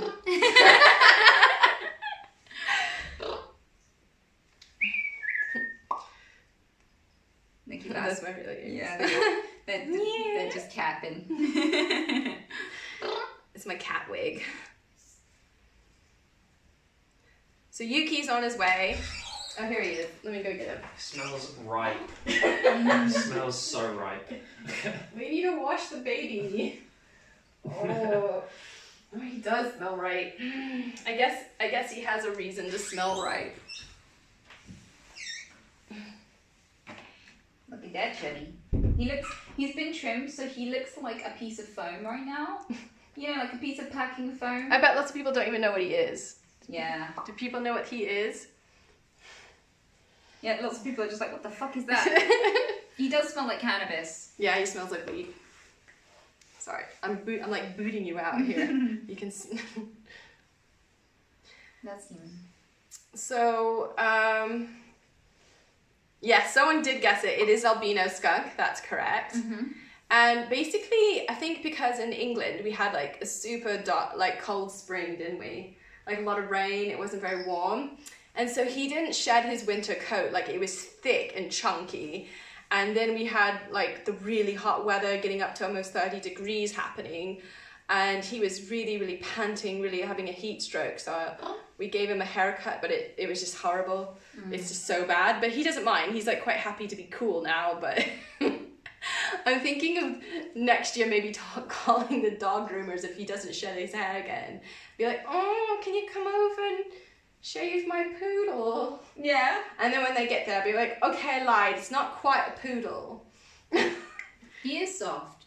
He's really soft and fat. He's very, very fat. And he's really, really cuddly.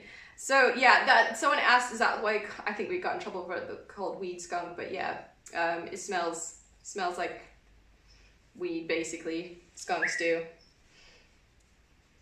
We call it when he poos, we call it poo-awana. Okay. Because that's what it smells like. But he's so loving. Look at him, he's just like hugging me. And he cuddles with us every night. No. He loves kissy face. Yeah.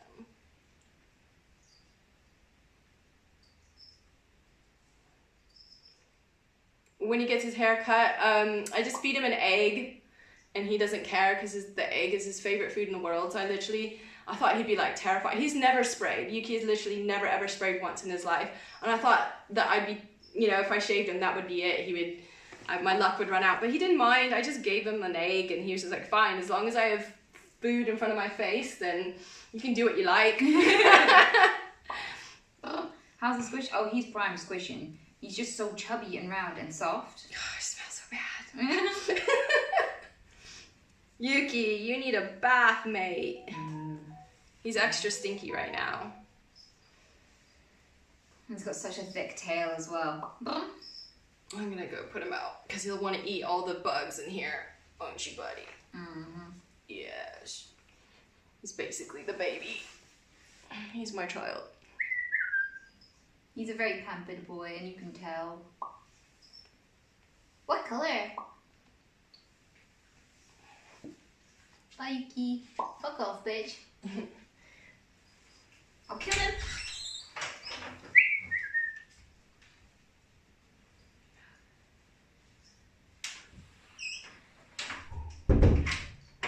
Yeah, he's too cute for his own good.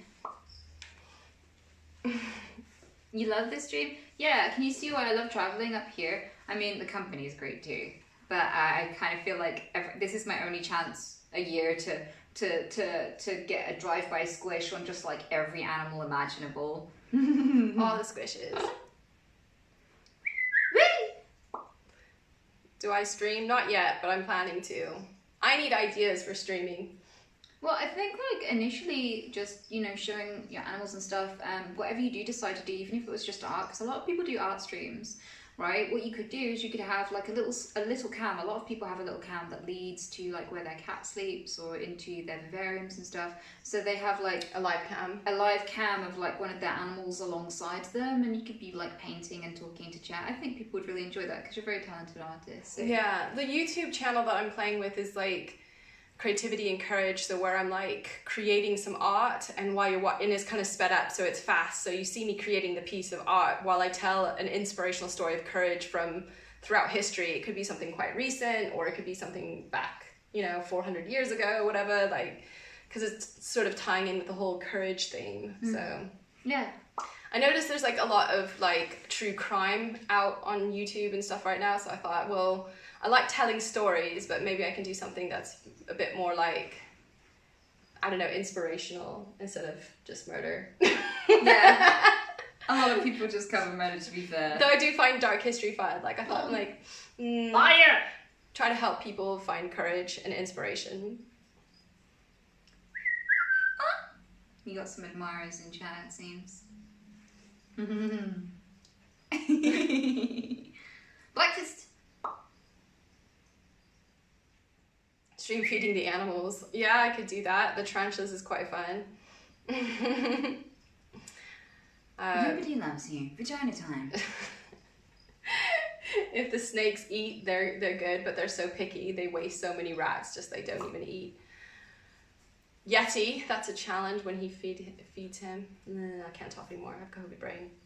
Art, animals, and education.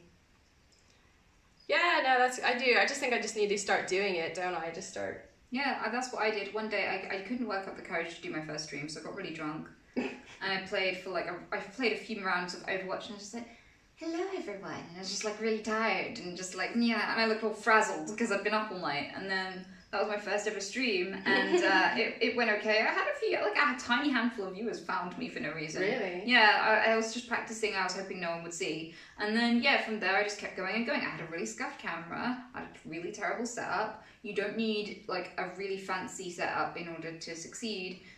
You just have to have something that you enjoy doing that you know other people could potentially enjoy with you. That's all. It's just you're offering an aspect of your life for other people to have as company. Yeah. I kind of feel like that's what it is. And I just didn't realise so many people would want to hang out with me. It's pretty cool. Shut up, cucks! I did set up a Twitch, Miss Britain Kitten, but I haven't done anything with it yet. I think it's just the whole COVID thing has been so all-consuming, but I just want to break free from that so much because I'm sick of it just kind of like, oh, that's my life, you know, dealing with long COVID. And I really want to start, since I'm limited with work now, I really want to start just branching out with these new ideas with Miss Britain Kitten. I still will treat animal phobia therapies. I will always treat animal phobia therapies or animal phobias because it's such a great thing to do to help people, but it's limited in the fact that people need to travel to me to do it. You know, it doesn't work over the internet. You have to actually physically handle and interact with that animal for the therapy to really work. And it's great because I've had people travel from all over Europe and all over the UK to see me, but it's still limited amount of people you can reach and really help. And I find people who get their animal phobias sorted are people at the very end of desperation. They won't do it unless they have to. Do you know what I mean? Like they'll try to compromise and just deal with the phobia as long as possible. So in a way, it's a great business, but it's not an overall, like, I would say, lucrative business in that sense.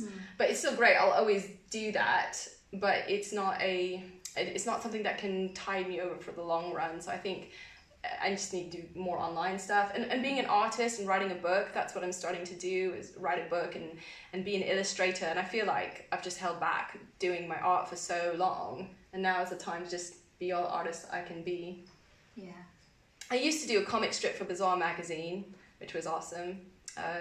But yeah, I've never really got to really make my art my full-time life. So that's what I'm kind of aiming to do more. I want dick. I want to do. I'm looking to move, and when I do, I want to build a big shed in the back garden for doing massive paintings. Because I used to do graffiti as a kid. Because during my spate of homelessness, I didn't really have much to do, and it gave me a sense of power to be able to change things and make them more beautiful, and to be able to leave my mark. And I felt seen in a way, because like you just feel kind of invisible and alone when you don't have any connection to anyone. You're not going to school. You don't have a life. And I felt like I was changing things for the better, and I was proving that I was there and I was real, and you know, I felt really, really connected to the art, and I loved making these massive paintings. It felt so freeing to have no edges. Yeah. So to not be confined and to just spread color as far as I want it to be. So I wanna set that up, and I wanna get back into art again. I wanna make massive canvases. I don't know what I'd do. We should live stream some art together. I'd love that. Yeah, that'd be really fun. We can make something together. Yeah, a baby. 10 babies now. All right. You're the only one I'd have 10 babies with. I won't tell John. Bitch! I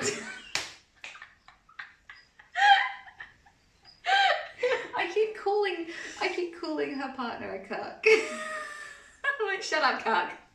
Every time he opens his mouth, shut up, cuck. He's just been joining in, he's so fun and so lovely to us. And I'm just always like, no, shut up, cuck.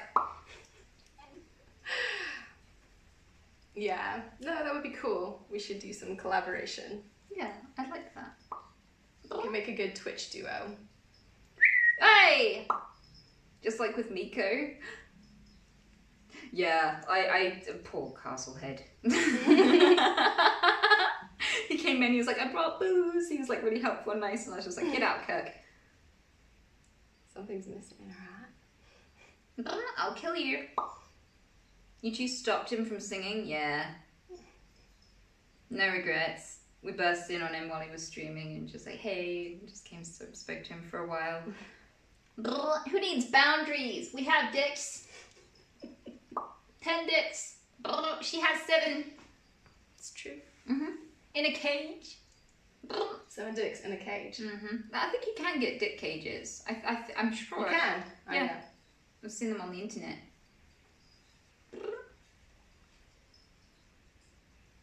You can get them made out of gold for some reason. Hey! No, really, I've never seen them in person. Where can you buy one? You just Google them, I'm pretty sure. Buy one what? Apparently Pixnon wants a dick cage. Yeah, it's not hard to find.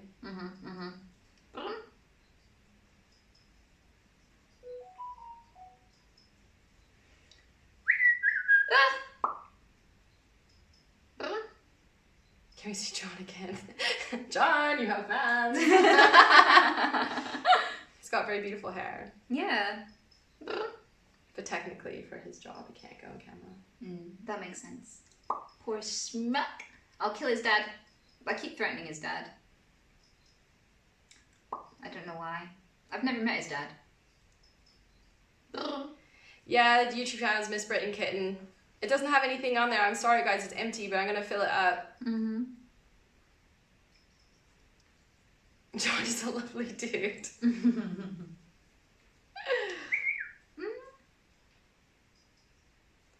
When I first started rescuing animals, well, but I think both of us rescued animals from quite a young age, didn't we? Yeah, how old were you? Well, my parents did it, so childlike, so I just kind of took on from them. Yeah. Do you reckon it was more your mum or your dad or both? Probably more my mum, but my dad had like a parrot thing, so he would adopt a lot of parrots that didn't want to be owned, or the owners were getting rid of them. Yeah. But yeah, no, we just rescued wildlife. We rescued all sorts of animals. Yeah. So pretty much my whole life has been about animals for quite a long time. Yeah. Yeah, same. That makes sense. I want to show some art. See what I mean? Someone's just said, get rid of the hat, it gives me anxiety. So this is why I don't make any accommodations, because if you yield to one, you will never have your stream back. I will have to be like, trigger warning, I'm mentioning the word the, Like you would never stop. It would be like, and I've cleared everything out of this room and it's just empty to make sure that nobody's like affected by anything in the room or objects or me breathing too heavily or speaking too loudly or too quietly. You know, people go, why are you wearing a red shirt? I'm scared of the color red. Could you stop? Or could you stop talking about like vases? My mother hit me with a vase when I was 10. It's giving me anxiety. Like it gets so much constantly. And some people just make shit up just because they like being able to control what you do. They feel like it's an interaction. So like, yeah, I just can't. So yeah, you do what you like. Don't listen to me. I have a lot of cat ears. Yeah. And I've actually got the tail. You know, there's the Nekomimi ears that move, but I also got the tail that moves now as well. Oh really? Wow. How does it work? So I can have moving cat ears and a moving tail. Is it like motorized? Mm-hmm. Wow. That's some high-tech stuff. It's for the serious cat girl. Have you heard of cat boys? I follow a lot of cat boys on Twitter. I love cat boys. Yeah. In fact, when I first moved to London, there was a cat boy, a very famous cat boy on the Gothic scene, and everyone's like, "You have to meet him!" Yeah. So did you meet him? Yeah, we became good friends. Yeah. We almost dated, but it for whatever reason didn't work out. Which is kind of a shame because it would have made sense, wouldn't it? Yeah.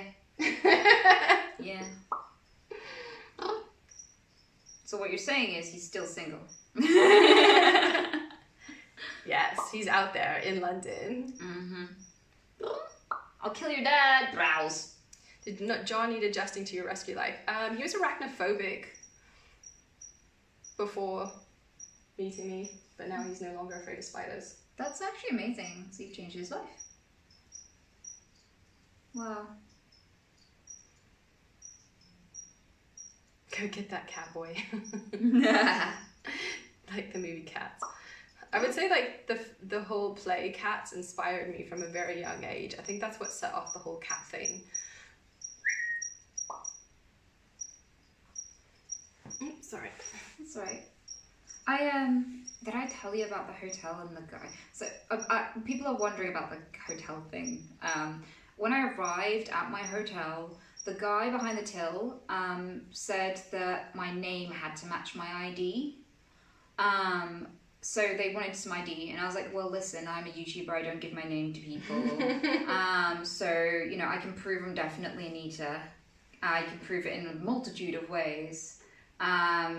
For instance, you know, the payment method I used, I could prove it was me, etc., just not with ID. And he was like, no, you can't stay here, but you can go and sit upstairs in the bar if you'd like, whilst you arrange where you're going to go. And I was like, what the fuck? So I went up there and I sat down, I was like, fuck, because in like half an hour I was going to have to go and hang out with Talia. And I was like, I'm going to be late. I just expected to drop off my bags and go and see her, right? So what happened was, I heard someone stomping behind me, come up from behind me and go, Anita?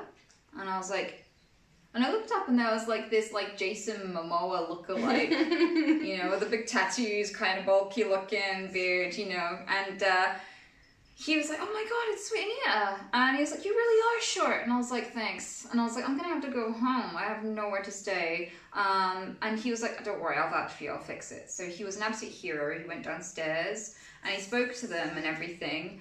And it just turned out that because I winked at him and stuff, it was just a bit of a red flag. So the guy was just worried that I was like tweaking and something and he didn't want him in the hotel. But that hotel, there was some holes in the walls. It had like, there was a dressing gown hanging on the door of the bathroom, and it had earwax all over the wrist of it. Like it hadn't been cleaned or anything.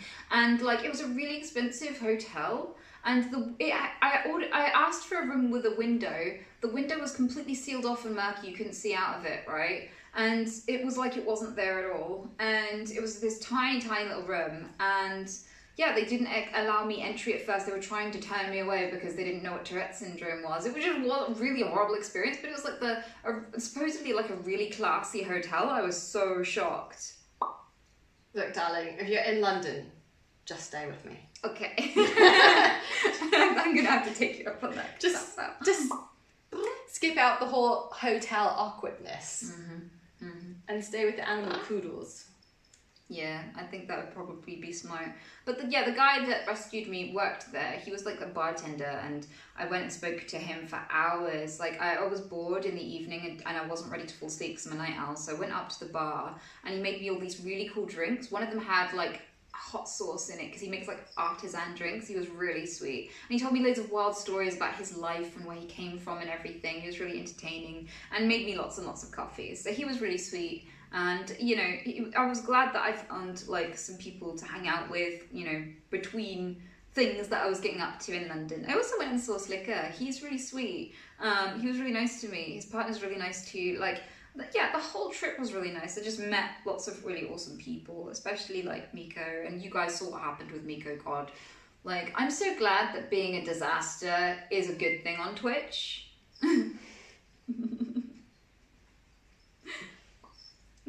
My life is just an endless blooper reel.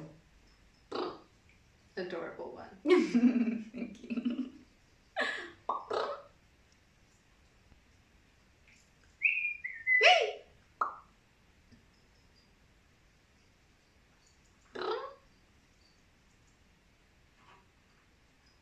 So all you're saying is that all you needed to do was prove that you were short and you were in?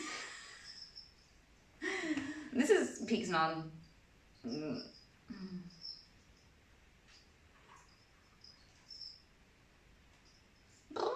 I love vagina.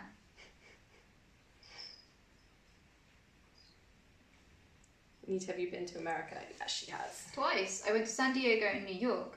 And New York is just like a more expensive, dirtier London. It doesn't really have a lot of wildlife. It doesn't really have a lot that I am attracted to in it. Yeah, and in order for me and my editor to go and stay there, I think the trip costed with the flights and everything, because I got stopped as well. So when I went there, I rang ahead and said, I'm going to need special assistance because I have a disability. I have Tourette syndrome. I do need to be escorted to the plane, otherwise I may spank people or get in trouble with security. And they're like, no problem, we got you. I arrive, some guy rocks up with a wheelchair and is like, oh, you don't need a wheelchair. And I was like, no, I have Tourette syndrome. He's like, I don't know anything about that, and just left me alone in the airport. So I got in lots of trouble, told everyone I had a bomb, said loads of racial slurs towards Jewish people and black people. Nearly, I threatened someone's baby. And then, I didn't get to go on my plane. And this happened on the way as well to New York. So they cancelled they didn't let me on board. They didn't refund me and I had to buy a new ticket. I was going to leave it to go home to try and get my refund because I tried on the spot and they wouldn't let me. But by the time I'd gotten home, the flight people that I took the flight with had gone under. The business didn't exist anymore, so there was no one to get a refund from. So that was all hell. But anyway, what I'm saying is, in total, because I had to rebook flights, got stranded in hotels, and because New York is incredibly expensive, just to go to an award ceremony for like a few days, it costed me £8,000. That's insane.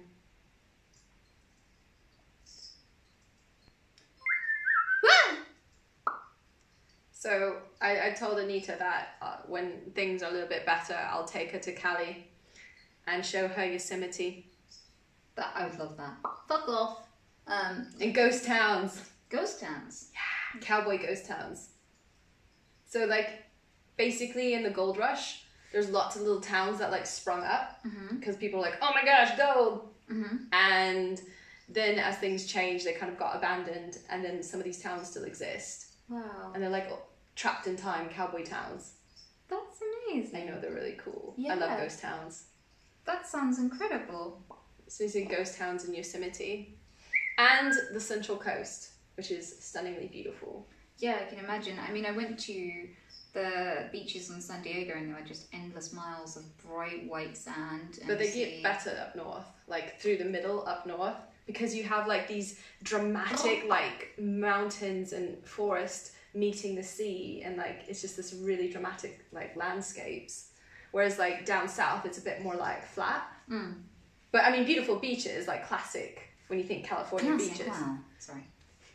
But no! 89, 99. I got it. I'm not doing the whole. I'm not doing the whole thing. It's so bad. Is there a spiel? Yeah. It was like classic wow buy now, $89.99, batteries not included, side effects may include virginity. And it's just all said in sat-nav voice. And I'm just sat there, like my mind's just taking a back seat, just like, oh, here we go. Morro Bay is beautiful, yes. Shut up, cuck.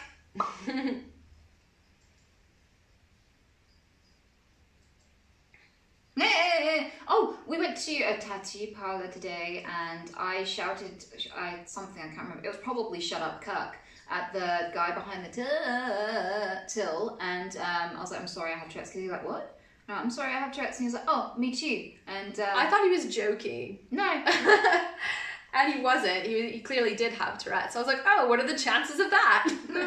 And he does like piercings and tattoos, which is really interesting because a lot of people would think if you told them you're the person piercing your dick today is going to have Tourette's, you'd be like, no, I'm good. No. Because you don't know how many holes you're going to end up with, right? But like, no, like a lot of people when there are neurosurgeons with Tourette syndrome. Like if you're focused, if you find the thing that you're good at, you can do that consistently. A lot of us can find things that you can do that we don't whistle through, like don't tick through. Like I don't tick when I whistle, and Mr. Griggles doesn't tick when he plays the drums. Like there's some things that you can do, and apparently dick piercings is a thing that this guy can do without having a tick. Lucky him. He's found his calling.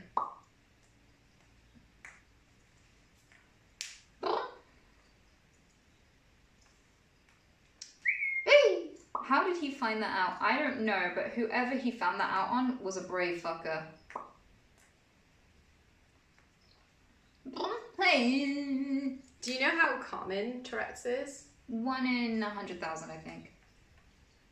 Yeah. So it's not that common, really, is it? And it's more common than a lot of conditions. There are a lot of people. I think it's 1 in 100,000.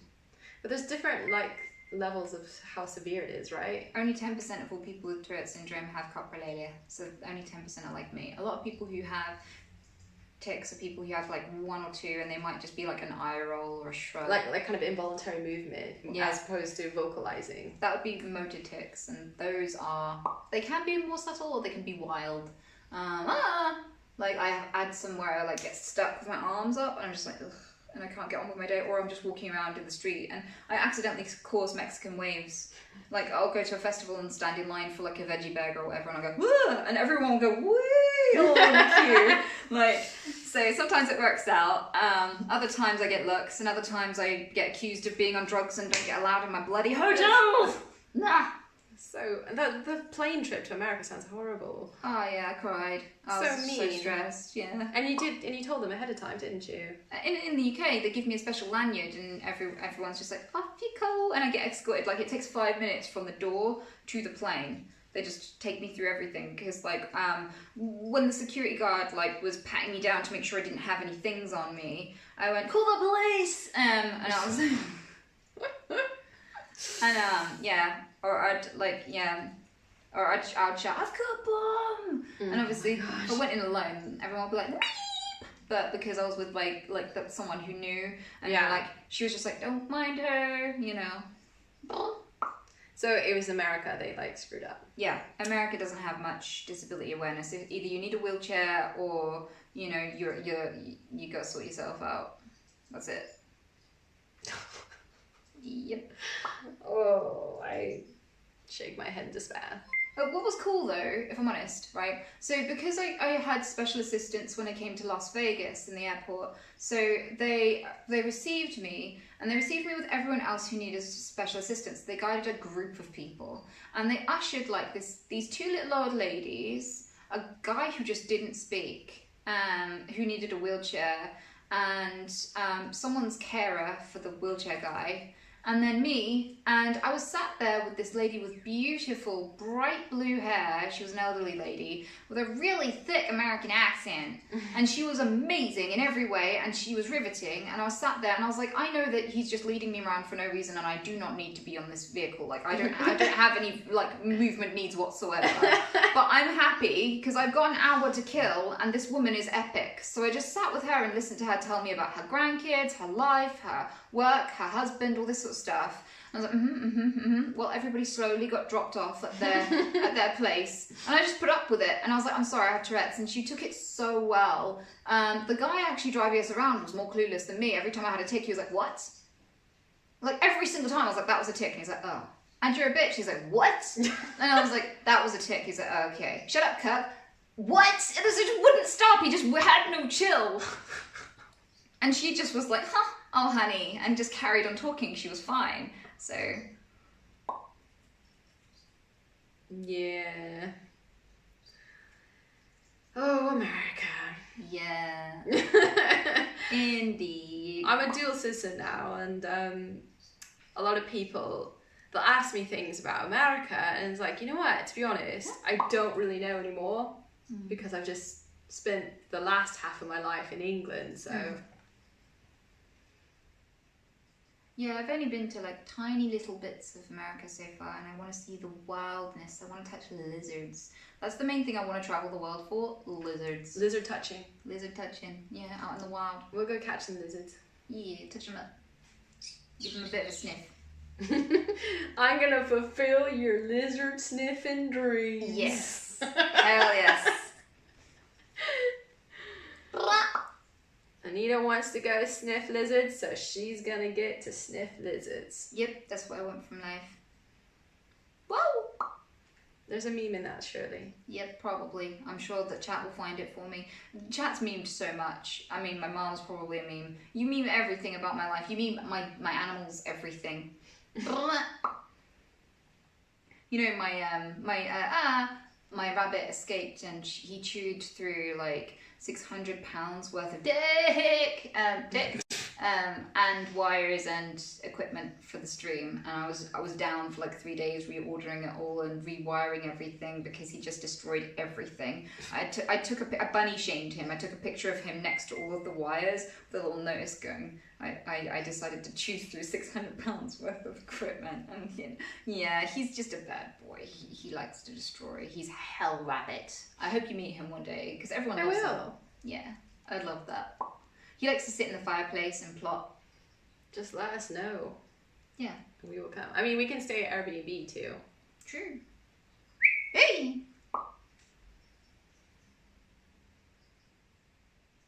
So I was like, damn, this is an exotic animal? That's disrespectful. I think that they think that because the title's probably something like exotic animal stream or whatever, they probably think I'm referring to you. I am exotic. I'm from another part of the world. True.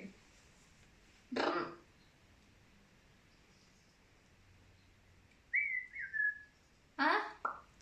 Oh, who do I take care of all my animals?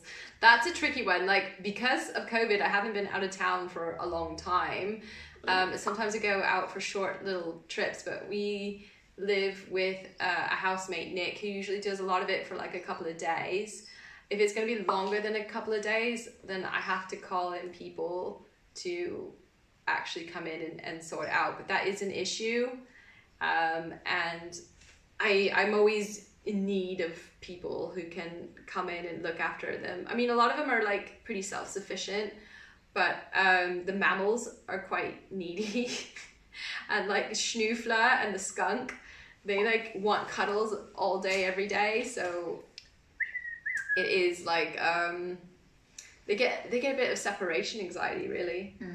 So I think we're gonna go away tomorrow, actually, and we're probably gonna take Schnoofler with us. So, but the skunk, he just like clings to my housemate when we're gone. Yeah. I'm friends with your housemate, and I regularly get skunk updates. He sends me all of the pictures of him. It's adorable. Do they need friends? No, they don't like friends. Skunks don't really get on with other skunks that well. I mean, they can if they're raised together, but Schnoofler and the skunk, they seem to be okay together. When we're together, we've had them together, and they'll like actually sleep together, but I don't leave them alone.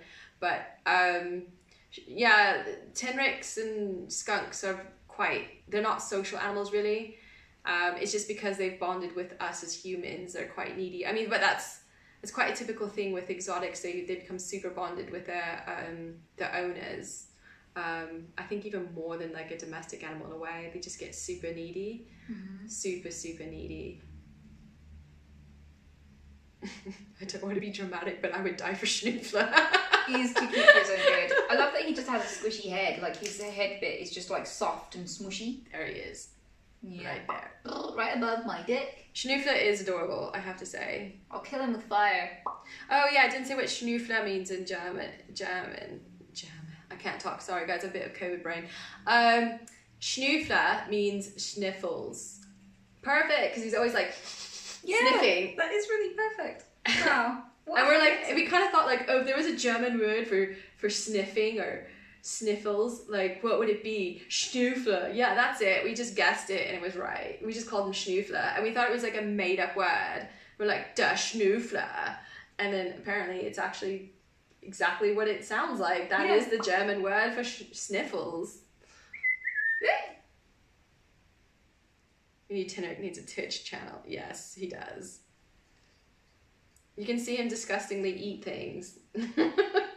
It's so gross. Yeah. The worst thing is when he eats a mouse himself. Oh. I don't know if I'd get away with that because it might be too Too grim, yeah. Yeah, it is too grim. It is too grim. And the skunk as well, because it's literally like sitting there just crunching. All of it. Just eating it whole. It's so gross. But it's very good for them because it's like organs and bones and natural stuff. But oh, it's so... Yeah, I can imagine. I pronounce it wrong. Yeah, I probably pronounce it wrong, but it's the way I like it. That's his name, Schnoofler. Yeah.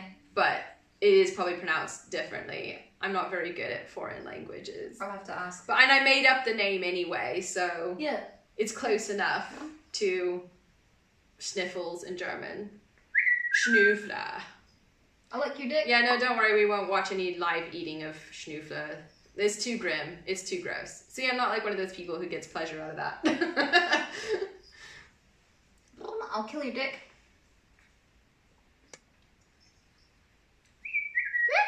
You were great in Code Miko plays. Thank you.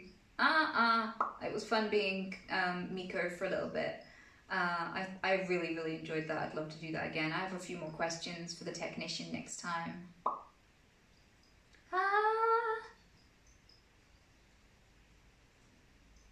I love your dick. I do. Your GTA roleplay skills really shined this week. Thank you. I'm getting into roleplay. I think it's quite fun actually. I didn't know the appeal. I didn't think I'd be particularly capable. I thought it would just be people laughing at the attempt. I didn't think I'd actually really enjoy it, but boy was I wrong. I love roleplay. I really do. It's so fun. Yay!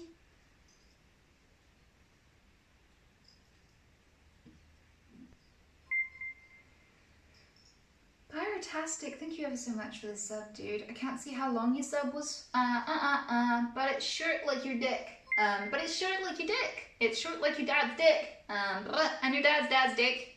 Wow. It's dick heritage. Thanks for the sub. Yeah. I'll kiss your dad. Bee. Honestly, I'm a tad envious about all the fun you've been having. Thank you. You know, whenever I go traveling, I don't make plans. I'm not really a plans kind of person. I have no executive function whatsoever. Oh, Hugo, thank you.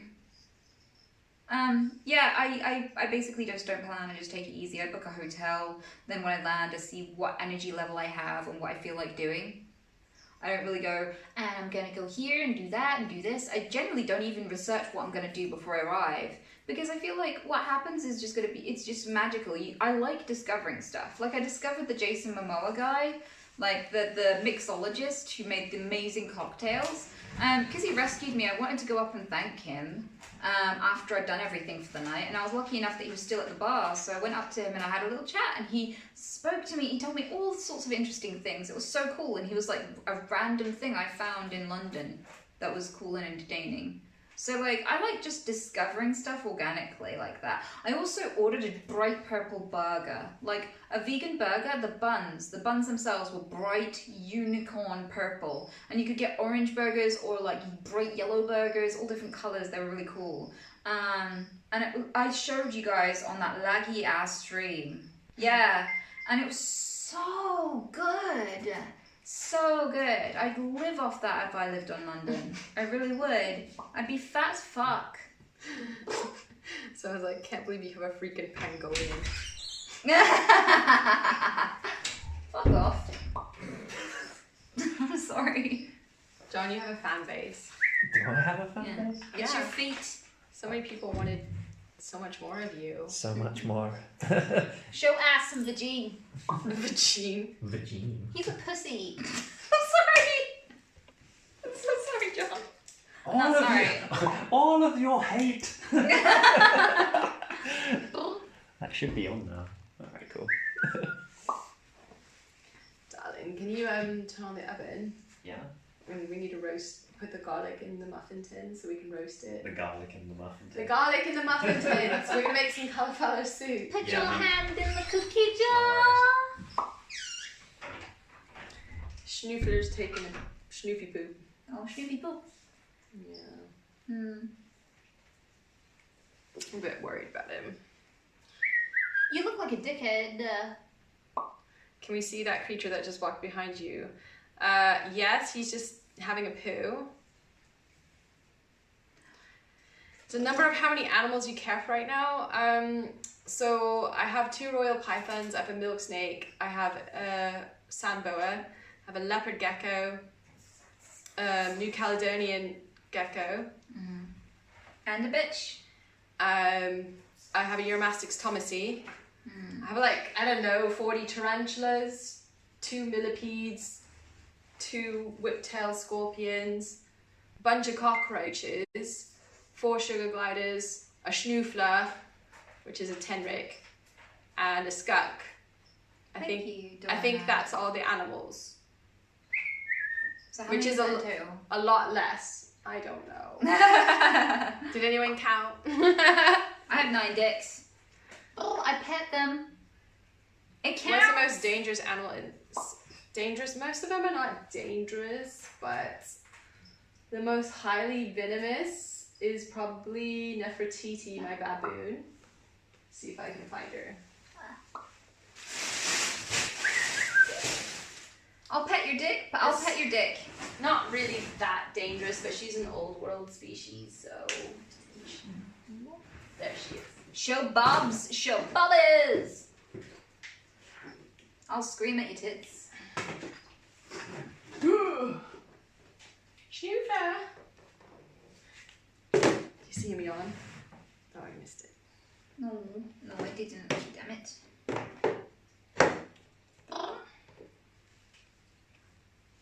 Oh, that's a lot of web. That's a lot of science. So that's probably the most... High five. I set myself up for that, sorry. It's okay. Bum in the face, just can't resist it. This is Nefertiti. She's a golden leg baboon, or scientifically called Herpactropal cripes. She's an African species, so they have a slightly, and then the baboon family, so they're slightly more venom, but you know, there's no reason to be bitten by a tarantula. Like, if you're intelligent and not an idiot about it, there's no reason why you would ever get bitten. So, Kill women. get your little foot in there. She's pretty chill anyway. She's not that. Oh. I like the spinners. Yeah. Yeah, they have like little butt hands that they use to like spin the web and like move it in the place that they want it to be. Butt fingers. Yeah, butt fingers. And they shoot out the web and they direct it with their little butt fingers. Come on, buddy.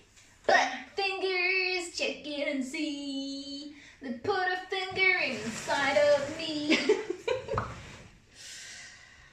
Let's see if you'll eat. Butt fingers. Oh, come on. Come on.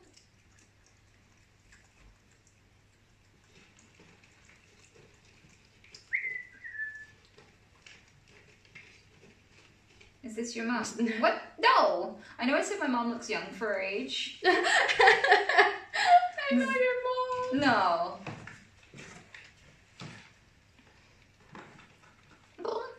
It's just because I said my mom looks about like my age or less, so that's why I think. And she's a goth as well, so. I'm a goth. I look about your age.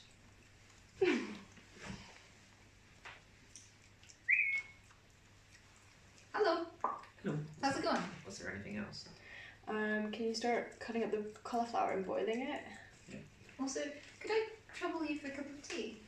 Cup of tea. I'd really Would appreciate you like one. what? Just a full on. I'm just after some The old builder's caffeine. tea. Yeah. Take that cup, babe. 2 sugars. Yes, please. Okay. Thank you. Look at him go. This is the Tinrick eating channel. 5 hours of a Tinrick eating. Yeah. At least he's eating. It shows that his health must be improving. Was he not before? No, he wasn't eating for like 2-3 days. He wasn't really eating. And I had to syringe him water himself. Like he couldn't drink on his own. Oh. I still have to inject him every day with antibiotics. Like with the actual needle. Oh, I bet he hates that. Yeah. Poor baby. Do you have trouble finding it? Feeding him from the bin. So I keep the crickets in the bin. That's what it looks like. Is that because it has a nice high wall they can't get Yeah, out? the crickets can't get out of the wall, so it's my cricket bin. Yeah. It's also where you keep John, right? Yeah. What is that, a space possum? Why do they have such a squishy, fatty brain? Who knows? What's that Does for? any part of them make sense? No. It doesn't make any sense.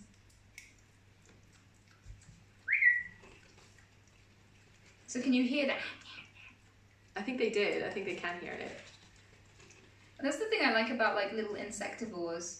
Is that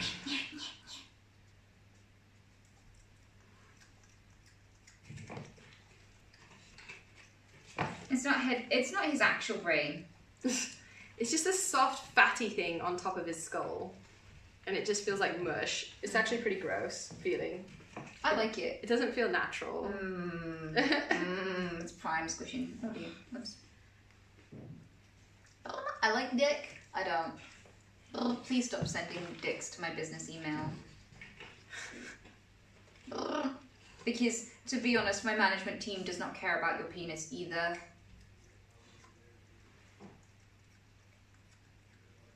Have you been sent many dick pics? No, not too many. Unfortunate. Careful what you wish for. I know. That's gonna change. Thanks, Anita. From the last time I went on your stream, my inbox is inundated with dick pics. Yeah. Like, I check my inbox whenever I need a laugh. Woo! This is what you're gonna start streaming, right? He's like, get used to the dick pics. Yep. Breakfast.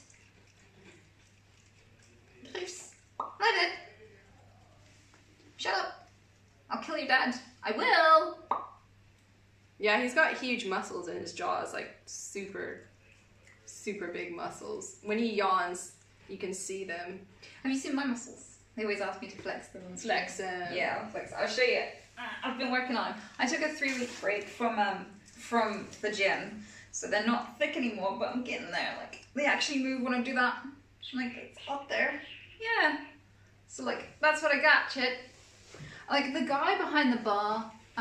So I can bench press 70 and I can squat 70 as well, like with the barbell. And I said that to the guy behind the bar yesterday, and he was so upset. He was like, "No, you can't. That's how I struggle with 70." And I was like, "Whoops." So like I've got little arms, but they're getting muscular. They're getting hard. I got bump there now, so I'm gonna keep going with it. I'm gonna get.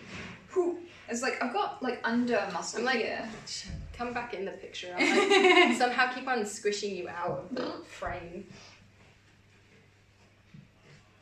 You can be strong and not massive, lol. True. But I kind of want to be massive. I want to be big and strong. I want to be like... Ow! Or did he not? Yeah, he just like grabs, he just is too eager for it. Well, I got a bench there.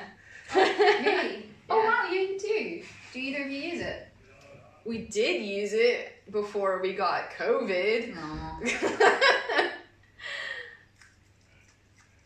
Yeah, you've actually got quite a lot of setup here. Yeah, we have a whole like workout thing, and we both of us were working out like loads, but COVID just kind of. I mean, I'm hoping I can get back to, because basically I'm allergic to cardio now because it creates histamine. Yeah. But technically weightlifting should be okay, so I'm just trying to stabilize a little bit more, and then I'm gonna start doing some working like weights and stuff again. Yeah.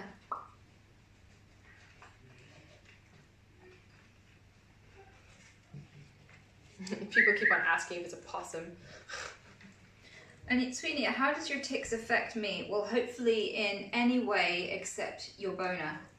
That's the main one I have a problem with. It's just really weird when, like, my nervous system isn't functioning and someone's aroused in chat. Someone asked if what causes histamine release. Cardio does, which isn't a problem for normal people, but since I had COVID, I've developed a histamine intolerance. So basically, I can't cope with any extra histamine in my body, which histamine comes in all sorts of forms, not just food. So physical activity causes histamine release. Mm-hmm. Yeah.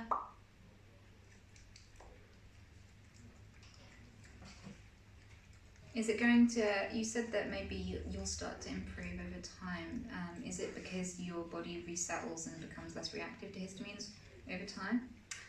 I hope so. So I've been on a low histamine diet for 6 months, and that has actually improved my reactions. Like, I used to get really itchy scalp and massive like bloating and fatigue after I'd eat high histamine foods.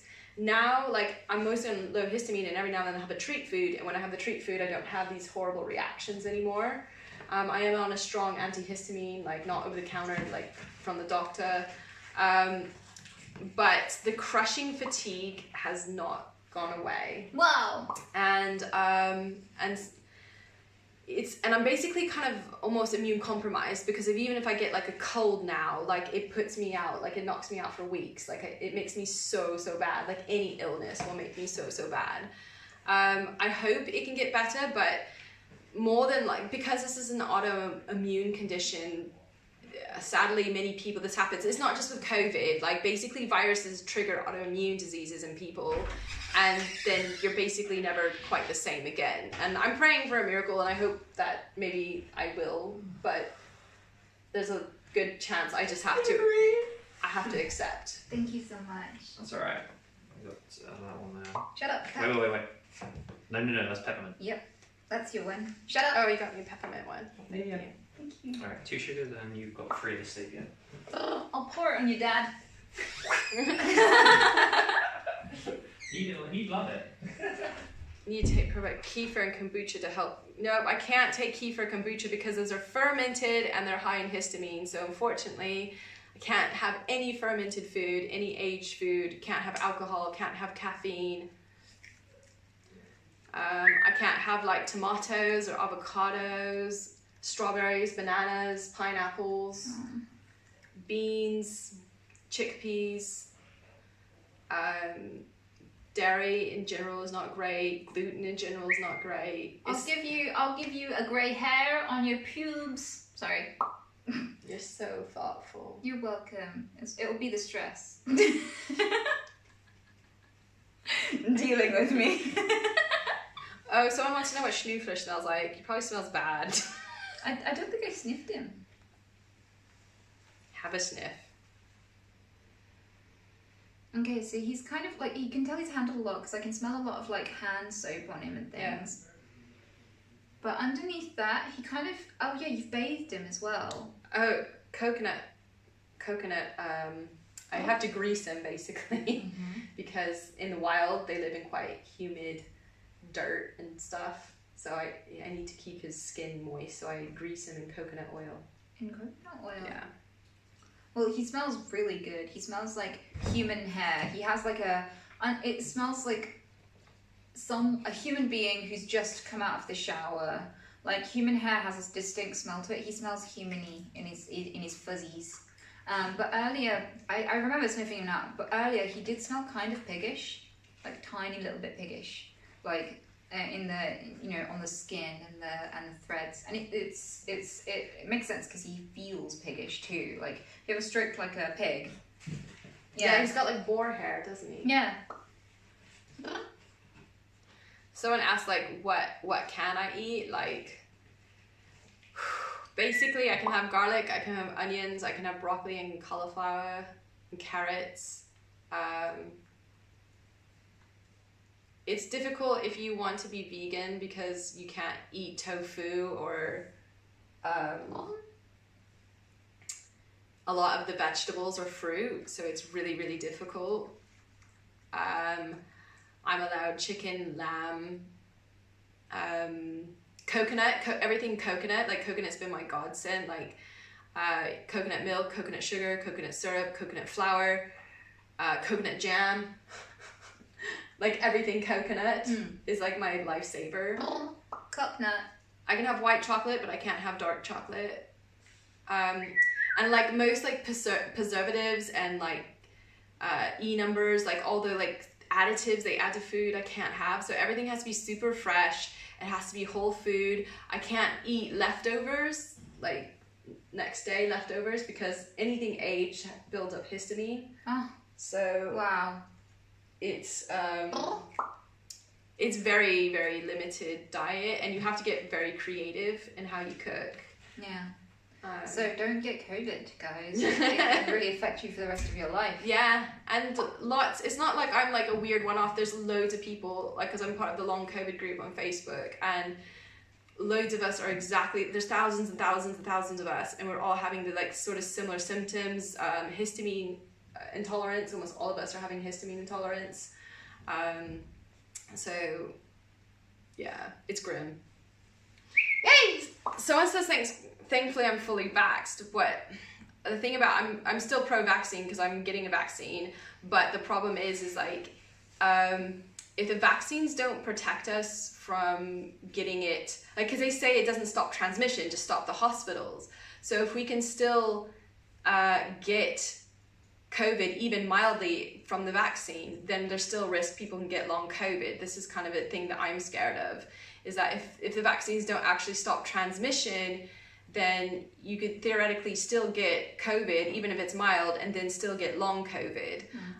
So that's my big worry. I mean, I'm still getting vaccinated because any protection is better than none, and hopefully it does stop transmission to some point. I think it's quite unclear on whether the vaccines are actually stopping transmission or not. Yeah. I'm not sure. I always read so many different things about it, but yeah. Nobody loves dick. They just take it.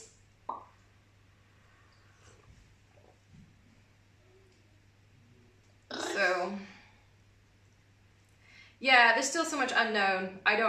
So I'm not really saying one thing or another about the vaccine, just that it's a worry about the vaccine of not being able to stop transmission, and if you still can get COVID mildly, then you could still get long COVID. So that's just my fear. And like me getting COVID again, I don't even know how I could cope with that. Like, I don't even know what that would do to me, or how long the consequences of that would be for me now that my immune system's so trashed. So it's a weird world we live in now.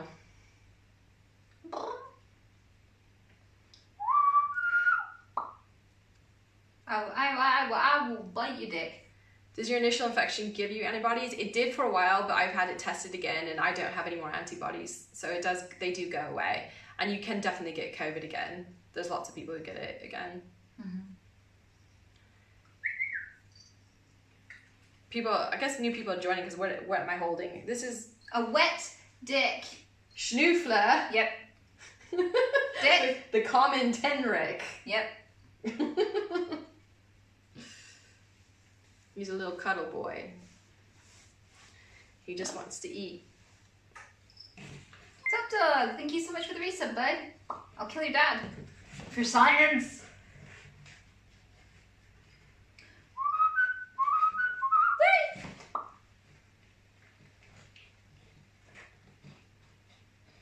I want to kiss your dad.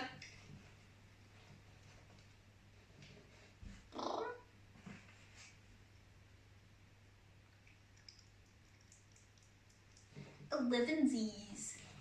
As long as it's for science, I'll do my friend to kill you for science. Albatru, thank you so much for the sub, dude. You're a slut. What is Schnoofler eating? He's eating crickets. He needs a lot of love. I will thaw out your grandma's cunt.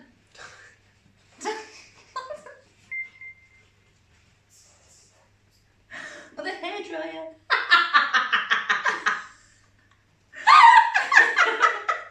Kapow! You ain't crusty now. That's one I'm not gonna forget. Earlier I was like, what was it? And a partridge and a partridge in your dad's cunt. They've been spicy. They've been spicy lately. Spicy. It's because I'm getting all excited. I get driven around a lot of places. I don't really get in vehicles very often when I'm at home. So like I have car specific tics. Like I will press the hazard lights. If I sit in the front, I'll always turn on the hazard lights. It's a tic all the time.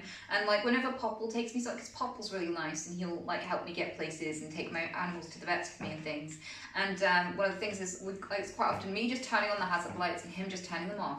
Me turning them on, him turning them off. And I'll also bash and punch the, it's not a joystick, is it? It's the gear stick.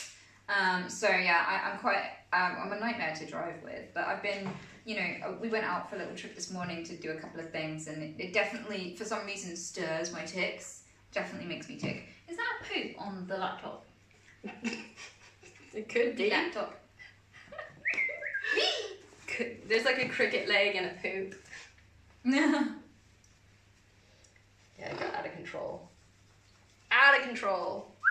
Mm-hmm. Oh, baby. Hey! Oh wow, thank you so much for all the gift subs, dude. Encrypted Solace, thank you. One angel. Bitch. It's now a poop top. Yeah. I want to squish his face. Yeah, his face is super squishy. It's lovely. Hi! I like tendrils and dicks. He's a tenrick. Schnoofler is a tenrick. Who is she with? I'm guessing they're asking about me. Yeah. I'm Britain Kitten. Miss Britain Kitten. Mm-hmm. She's my bitch with vaginal itch. She's not. Shh. It's the last time I'm telling you anything.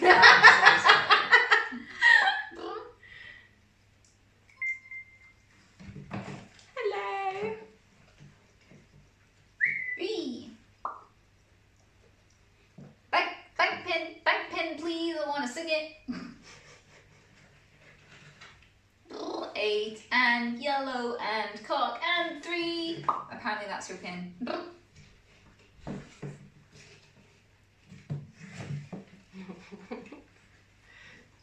So like, what the fuck is a hat? It's fluffy. It's my cat hat. My cat wig. Soft. Yeah. Nigger! Sorry. Have you ever tried cricket lollipops?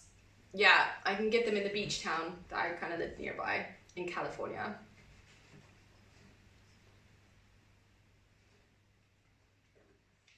Did I lose taste and smell? I didn't. I lost it temporarily, but I got it back. Some people I know never got their taste and smell back after having COVID, which I can't even imagine that world. Like losing ability to taste and smell, that would suck so bad. That's such a huge aspect of my existence. I know. Appreciate the things you can taste and smell. Wow.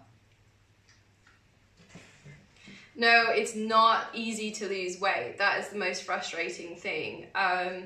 Someone wrote that, like, I've gained like 20 pounds because I can't exercise right now because I'm so weak, and I'm basically allergic to cardio. I used to love to run. I used to run like an hour every day.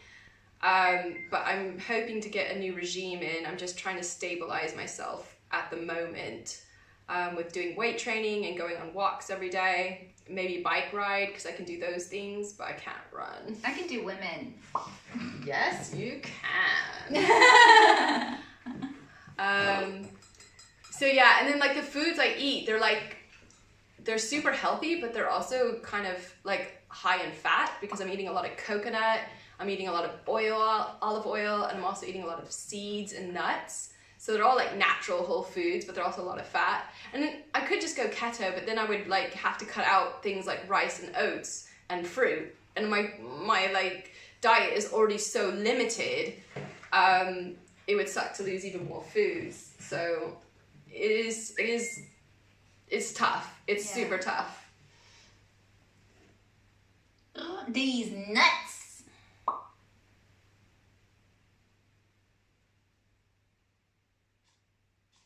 Can antihistamines help? They take away some of the worst symptoms, but I haven't found anything that takes away the crushing fatigue yet. And the body aches, like a lot of body aches, just constantly in kind of pain. Yeah. I'll kill your dad and your dick and your dad again. Why is your hand in a bin? I'm feeding my Tenric crickets like his little treats. Oh.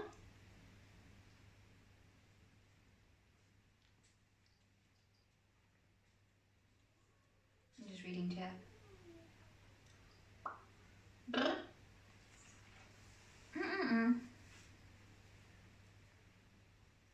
Feeling out the garbage can. My mum got viral fatigue from COVID. Yeah, it's really bad. She already has me and chronic pain. I love how you count you as one of the symptoms she suffers in life.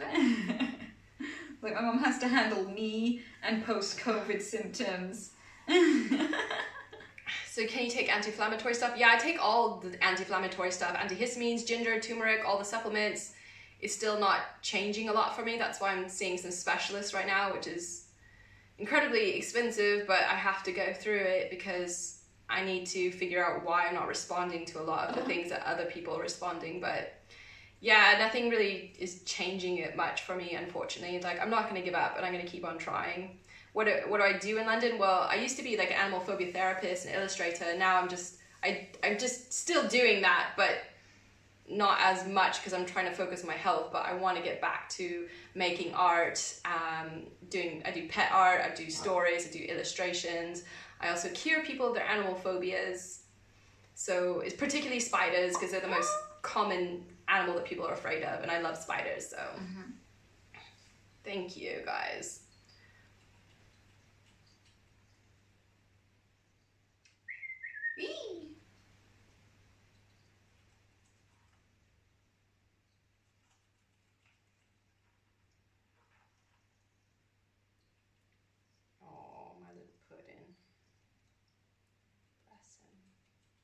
Have you ever considered that people may be responding to placebo effects of holistic methods? Here's the thing, sometimes plants and roots and things have more scientific evidence for and have been proven to be medicine in a way that makes them more effective than conventional synthetic medicines. So I'm not against medication. In fact, I think it's invaluable and has changed human progress and longevity for the better.